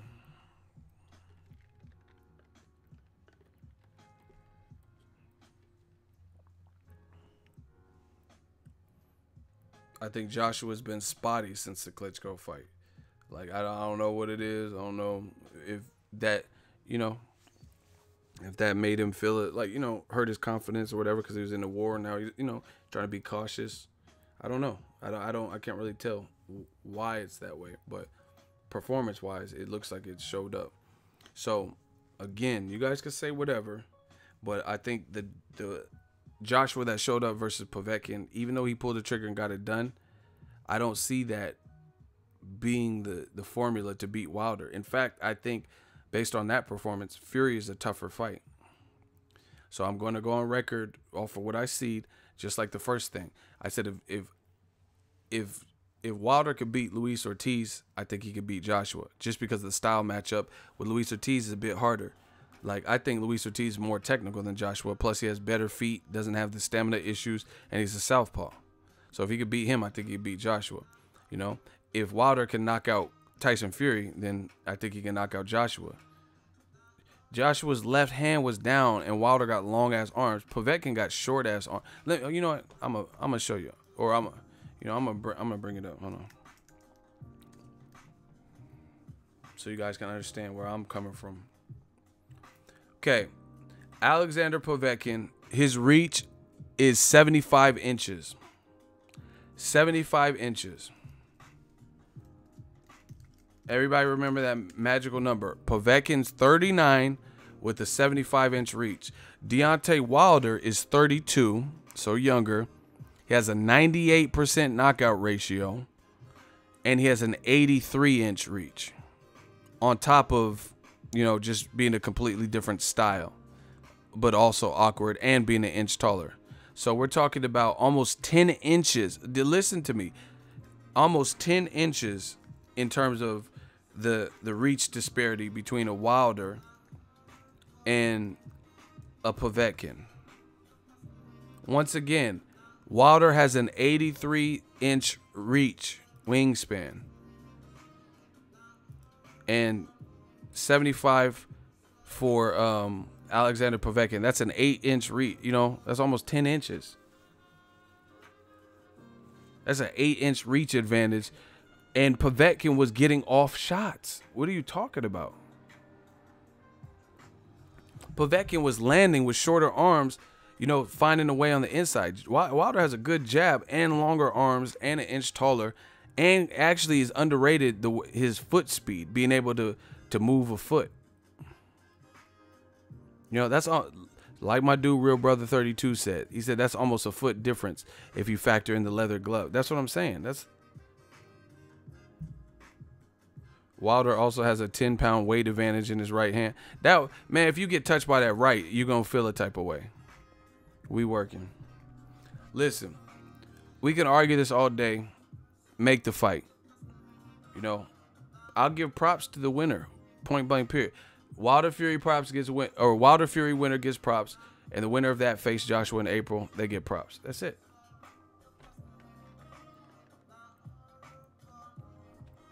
AJ is way too stiff. See, but these dudes just be making up. They don't want to analyze the fight. They rather just say, "Oh, you Americans suck," and Wilder's getting by, no breakdown or no nothing. I just want to hear breakdowns. I want to talk boxing. You know, if you disagree with everything being said, that's fine. But what do you disagree with? You break it down better than us. But that low ass left hand, you know, Wilder has faster hands than Povetkin, longer reach. So, you know, Wilder's like a freak of nature athlete, you know, and dare I say this, but like a Roy Jones, Pacquiao type of athletic. You know, he moves fast for a guy 6'7", rightfully so. That's why he's so lean. Just like LeBron James. LeBron James, a lot of them basketball players that be 6'8", they're not built like LeBron. LeBron looked damn near Diesel. You know, 6'8", but like wide shoulders and cut up and shit. So it's a freak of nature type of athlete like that to see LeBron James, you know, who can run faster than you, and he's that big. Wilder is that for boxing. Very lean, very explosive, freakish like measurements, that type of stuff. So, you know, it's a good fight. Let's see it. Someone said AJ fighting White in April. What's sad is like the UK fans that get milked and they're okay with it. That's crazy. You know, they just I understand supporting your own, supporting your countrymen, patriotism and stuff. But so you in your mind want to see Wilder versus Fury more, but you're just gonna support whatever's thrown at you just because it's someone from your country. You know, that's weird to me. You know, like, hey, I really am pushing for the Wilder Fury fight. Wilder Joshua fight, but I'm gonna act like this is what I really want. See, I can't do that. You know, I don't care if you're from the same country or not.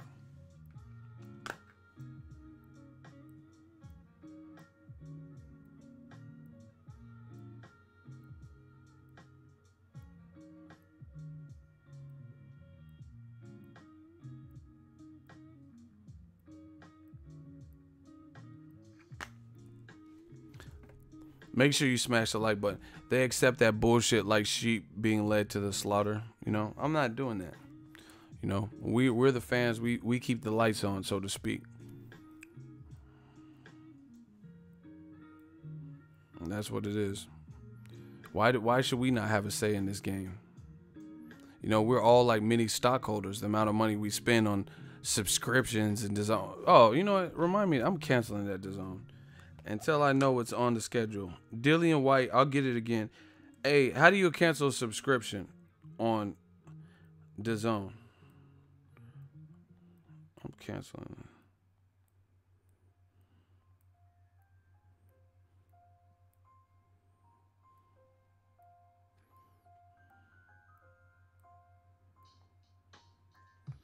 I'll figure it out.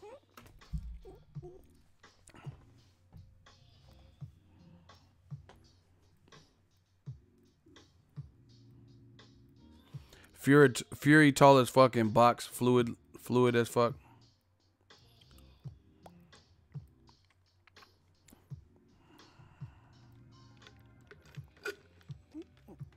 Someone said don't cancel it yet.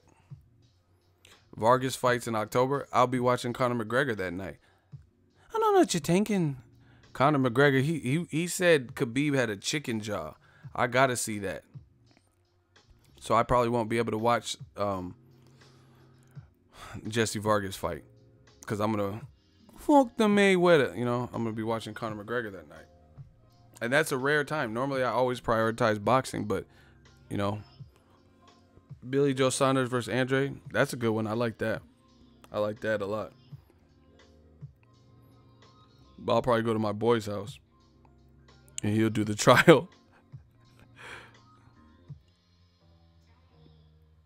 Conor McGregor said, blue lips, you're dead, blue lips. Hey, he was tripping. Conor was tripping. He says, you're dead, kid. I see blue lips. Hey, Conor was wilding though. That shit was hella funny. See, and AJ needs to learn that aspect of the game. You know, it's great that the fans are on top, but like, see, how do you say it?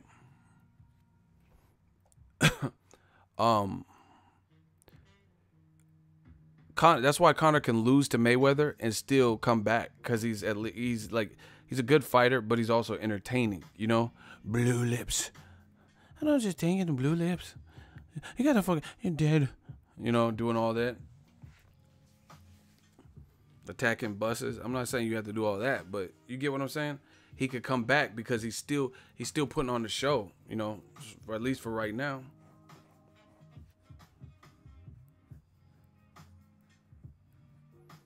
I like Conor. I really do. See, and that's what I'm saying. And see, this is the thing. This whole A side, Joshua's stunting on the A side, like, oh, I'm the A side, and these negotiations are difficult. That's because y'all are making it difficult. And the thing is, you're being the A side, but you're not an A side personality type. You're A side because you have a good market behind you, and they had good marketing behind you. You know, you have a good demographic behind you and good marketing. You know, you're not A side because you fought Wilder. You know, like you just knocked out the dragon. You know, you're not A side because you're selling crazy amounts with like, and then a showman.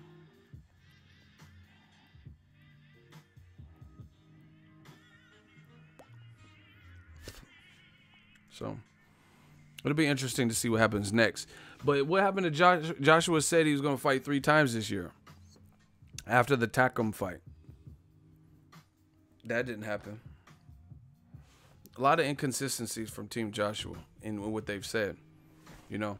And it's really disappointing that you had 80,000 people in attendance and it was like pulling teeth to answer Wilder questions. But now you're going to go to Sky Sports or the post-fight press conference with only select media people back there. And then you're going to talk about the fight and shit. Talk about Wilder and Fury breakdowns and shit on people's videos. So you couldn't give that in front of the 80,000 people, but in a more quaint setting, you're going to talk about fighting Deontay Wilder. You know, you should have did it when it was all eyes on you immediately after your fight. Anyway, who watched Canelo Triple G replay? I messed around and forgot to record it. Anybody watched it?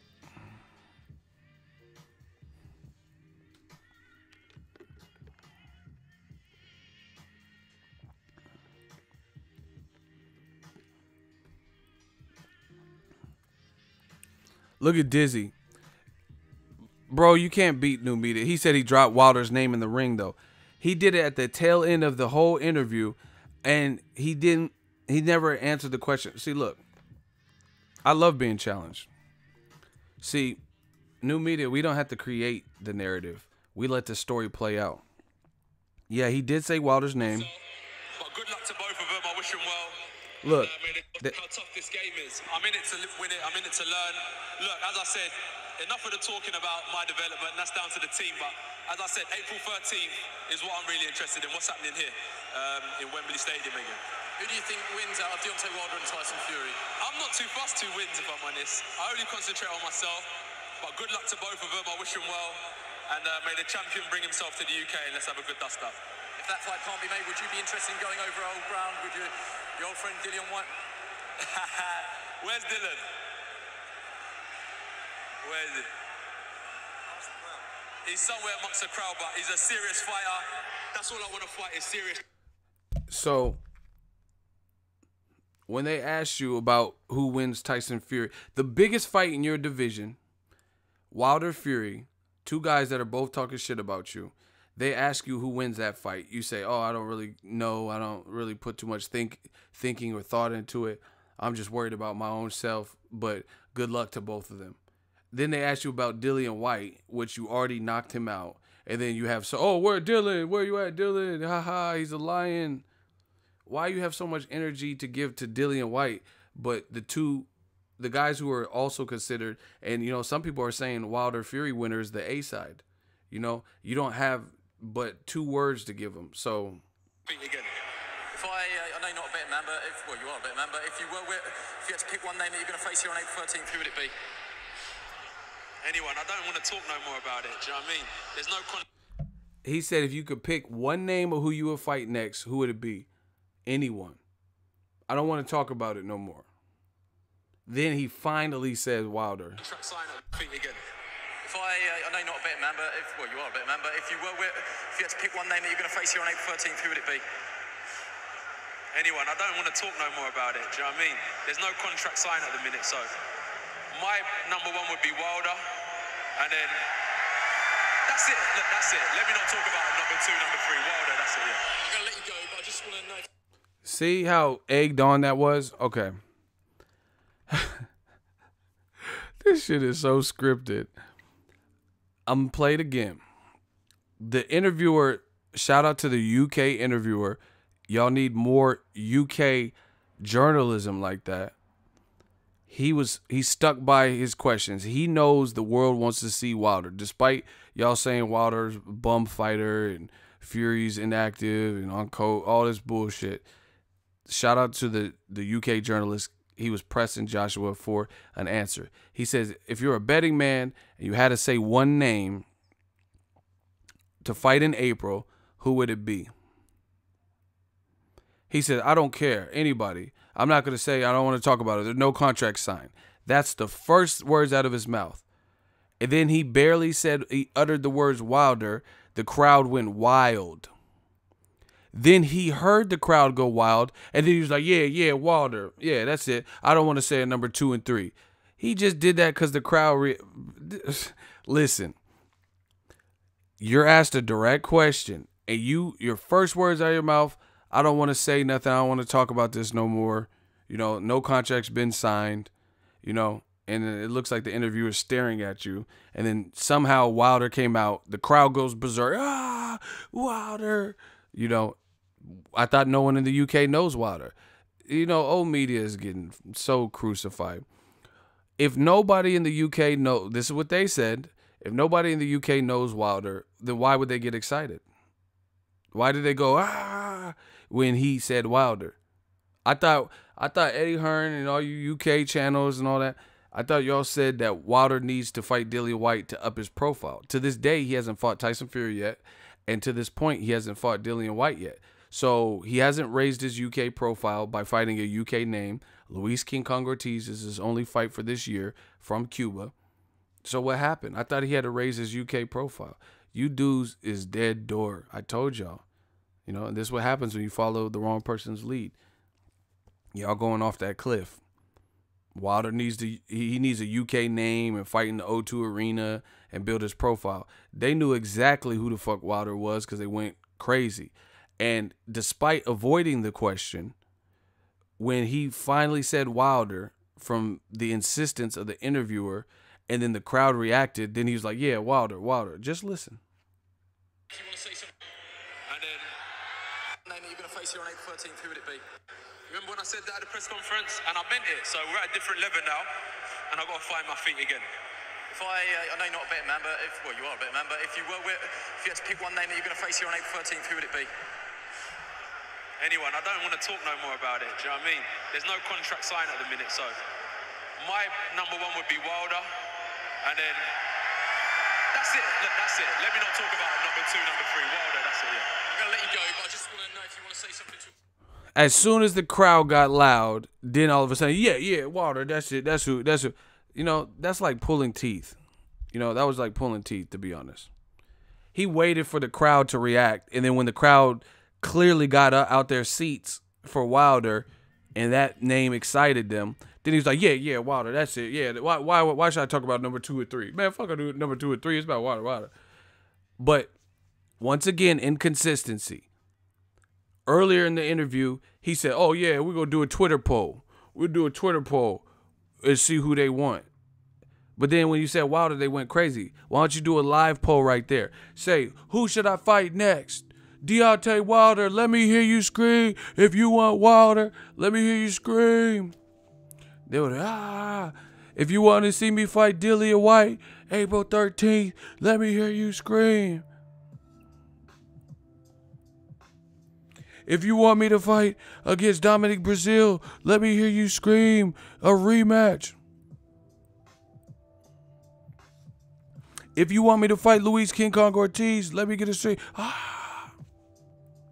You know what I'm saying? Do the poll. Don't do it. Why we gotta wait till Twitter? You bragging about 80,000 people. That's what they say, right? They say 80,000 in attendance. That's a lot of people. You know, I'm sure you can get a good idea of what the UK wants with 80,000 of the motherfuckers in the house. But why we got to wait till Twitter?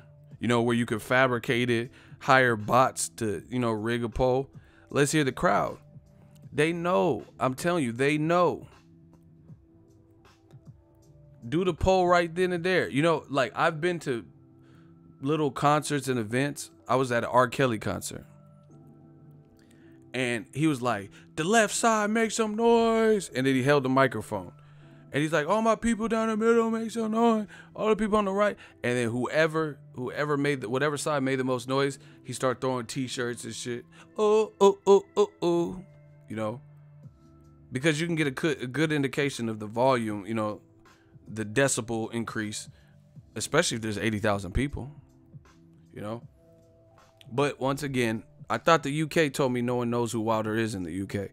He has to raise his profile and do more. Now you got Eddie Hearn and AJ admitting that he's done a great job using their name or using AJ's name to build his profile.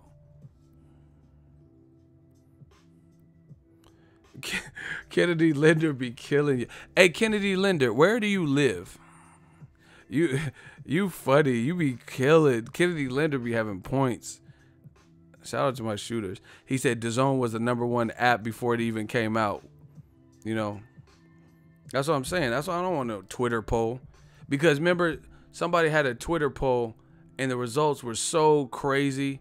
It was like, who do you want to see Joshua? I forgot what the poll was, but it was like, it didn't really represent. Oh, okay, you from LA. See, some California shit. I forgot who did a poll. Someone did a poll and it looked so fake. It was like, who do you want to see Joshua fight next? And it was like 99% said Povetkin. Like, fuck out of here. I'm in boxing. I have a successful channel on multiple platforms, and I know what the fans have been saying by and large. And then your poll is the only one showing these results.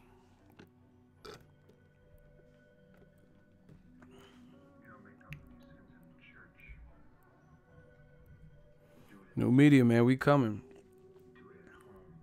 You know what they should do if HBO wanted to stay in boxing?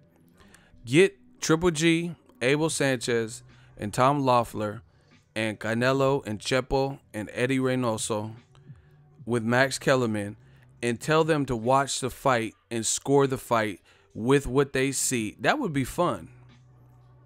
I just thought about it. See, these companies, they need to hire real boxing heads.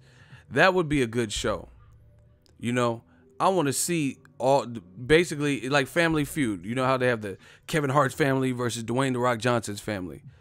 I want to see the Triple G family, Team Triple G, and Canelo team, and I want to see y'all score the fight together and see what rounds who gave what. But do it in a way where they can't cheat off each other's answers. You know, I want to see how they would score it independently. You know, let's 3-on-3.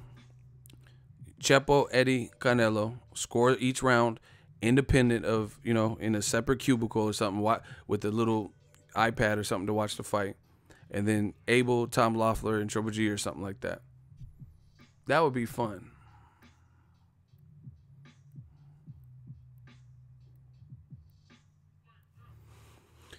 Y'all know what it is. No, please don't have Jim Lampley score. He bang, bang, every rep again, bang. Like, you're not even scoring. You just cheerleading with some pom-poms. Muhammad Ali, bang. Like, stop. Jim Lampley has lost it. He's lost touch with the culture. That man said Triple G is Muhammad Ali, the latter-day Muhammad Ali. They disrespect it so much, man. You talking about he Muhammad Ali. He ain't dodged nobody's draft. He don't have Muhammad Ali's resume, you know. He didn't stand up for social injustices that I know of, you know. He doesn't have a defense like Muhammad Ali. He's not a global icon like Muhammad Ali. I see Muhammad Ali in like Africa, and children were like so in awe of Muhammad Ali being in their, you know, country. HBO be bugging with that. And they're so content and comfortable with it. Yeah, there's nothing about Triple G that's like Muhammad Ali. Triple G's not even Ali G, let alone Muhammad Ali. You know, he has to accomplish what Ali G has accomplished. Stop saying that to me.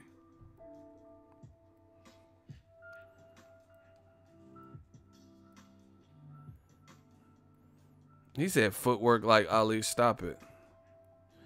He don't have a face like Ali, because Ali would be at the end of the fight. Look at me, I'm still pretty. Like in Triple G's face. Look, shall I remind y'all? There's Triple G. He's looking more like Klitschko. Compare him to Klitschko in the Lewis fight, because that's a fair comparison. Because both of their faces look like pinata. You know what I'm saying? Like chicken adobo. Look at his eye is like severely bruised in the ring. It's not like the day after. Damn, my barber hooked me up on the haircut, huh? Look.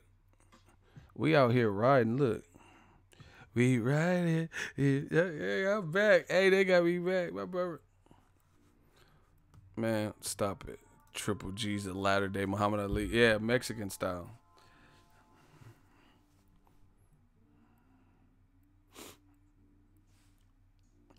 Triple G has to stop that Mexican style stuff. I mean, he can do whatever, but no one believes it now. He landed like 8 body shots. He landed like less than 20 body shots in 2 fights. Like 6 and 8. You know what I'm saying? How's this Mexican style? How is it Mexican style and you're not even fighting like inside work, and you're claiming your definition of what Mexican style is come forward pressure, and you didn't even come forward. Like, this is funny.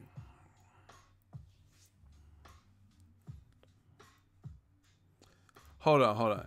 Paulie Malignaggi said Triple G's face looked like that because he's white. Motherfucker, Canelo is just as white and fucked up.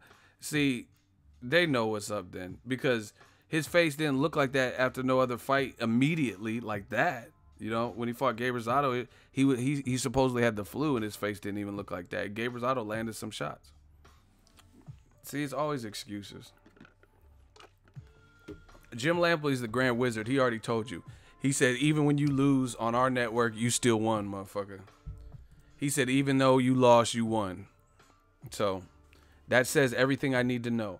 If an HBO commentator is going to tell me that even though you lost, you still won in my book, and the hearts of million in Triple G Nation, that's all I need to know. You just, there's no way to beat Triple G, you know, because in Lampley's mind, he will forever be TBE. If you can, listen, this is what they do with fighters with light pigment. you can look like this and then chastise Lennox Lewis, who doesn't look like this, and ask him the tough questions. Meanwhile, Vitaly looks like, you know, he looks like Predator without the mask, and you're not asking him no tough questions. You're more mad at Lennox Lewis, whose face, I don't know, you can't really tell from this picture, but I've seen the interview. Lennox Lewis wasn't even in the best shape and did this to Klitschko. You know? Triple G fought the smaller man in Canelo who was off the meat or whatever, and his face is looking like that.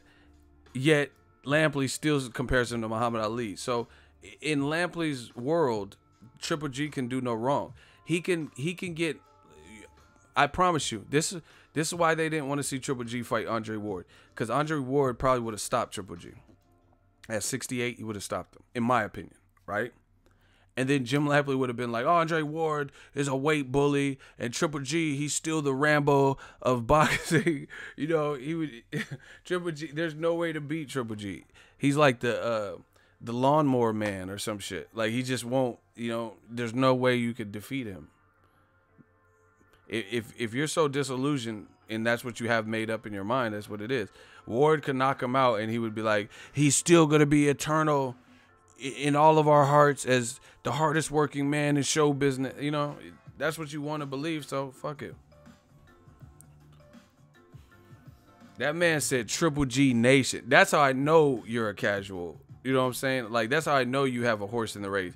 I never even heard Triple G, like, diehard fans that be buying his merchandise. I never heard him say, see, I told you, old media wants to be new media so bad. You know how we got Eagles Army? Now all of a sudden they got Triple G Nation. I never even heard of that.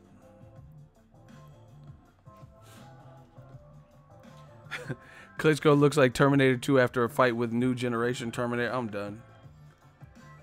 Remember in the first Terminator where he was in that apartment and the guy was like, he was taking his eye out. He was like, it smells like shit in there.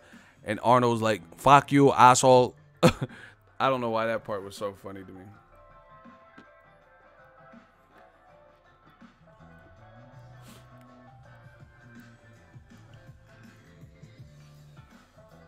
All we could do is keep encouraging the best fights, you know.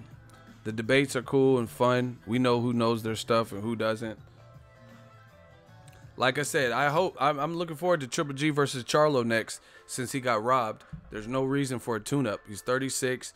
You know, he still has more to do on his resume as far as I'm concerned, because he still hasn't clearly beat anyone elite. Clearly.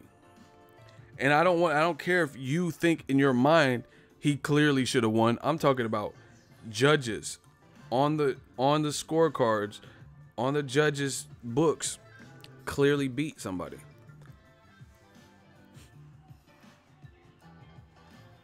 So hopefully he fights Charlo, Andrade, Saunders winner. Loads of good fights for Canelo and Triple G. I'm ready for it. New media. We just gonna keep grinding hard, trying to give it to you live and direct. West Side, baby. Shout out to Povetkin. He did an interview and he credited Joshua for a big win. Has no excuses. You know, unlike some people who take a loss and because things didn't go their way, they don't stay for a post-fight and all that. You know, you guys enjoy the rest of your night. I'm out. Thank you guys for the support. We just working, people. We having fun doing it too. Everybody have a good night and a happy Sunday fun day tomorrow. Peace out, y'all.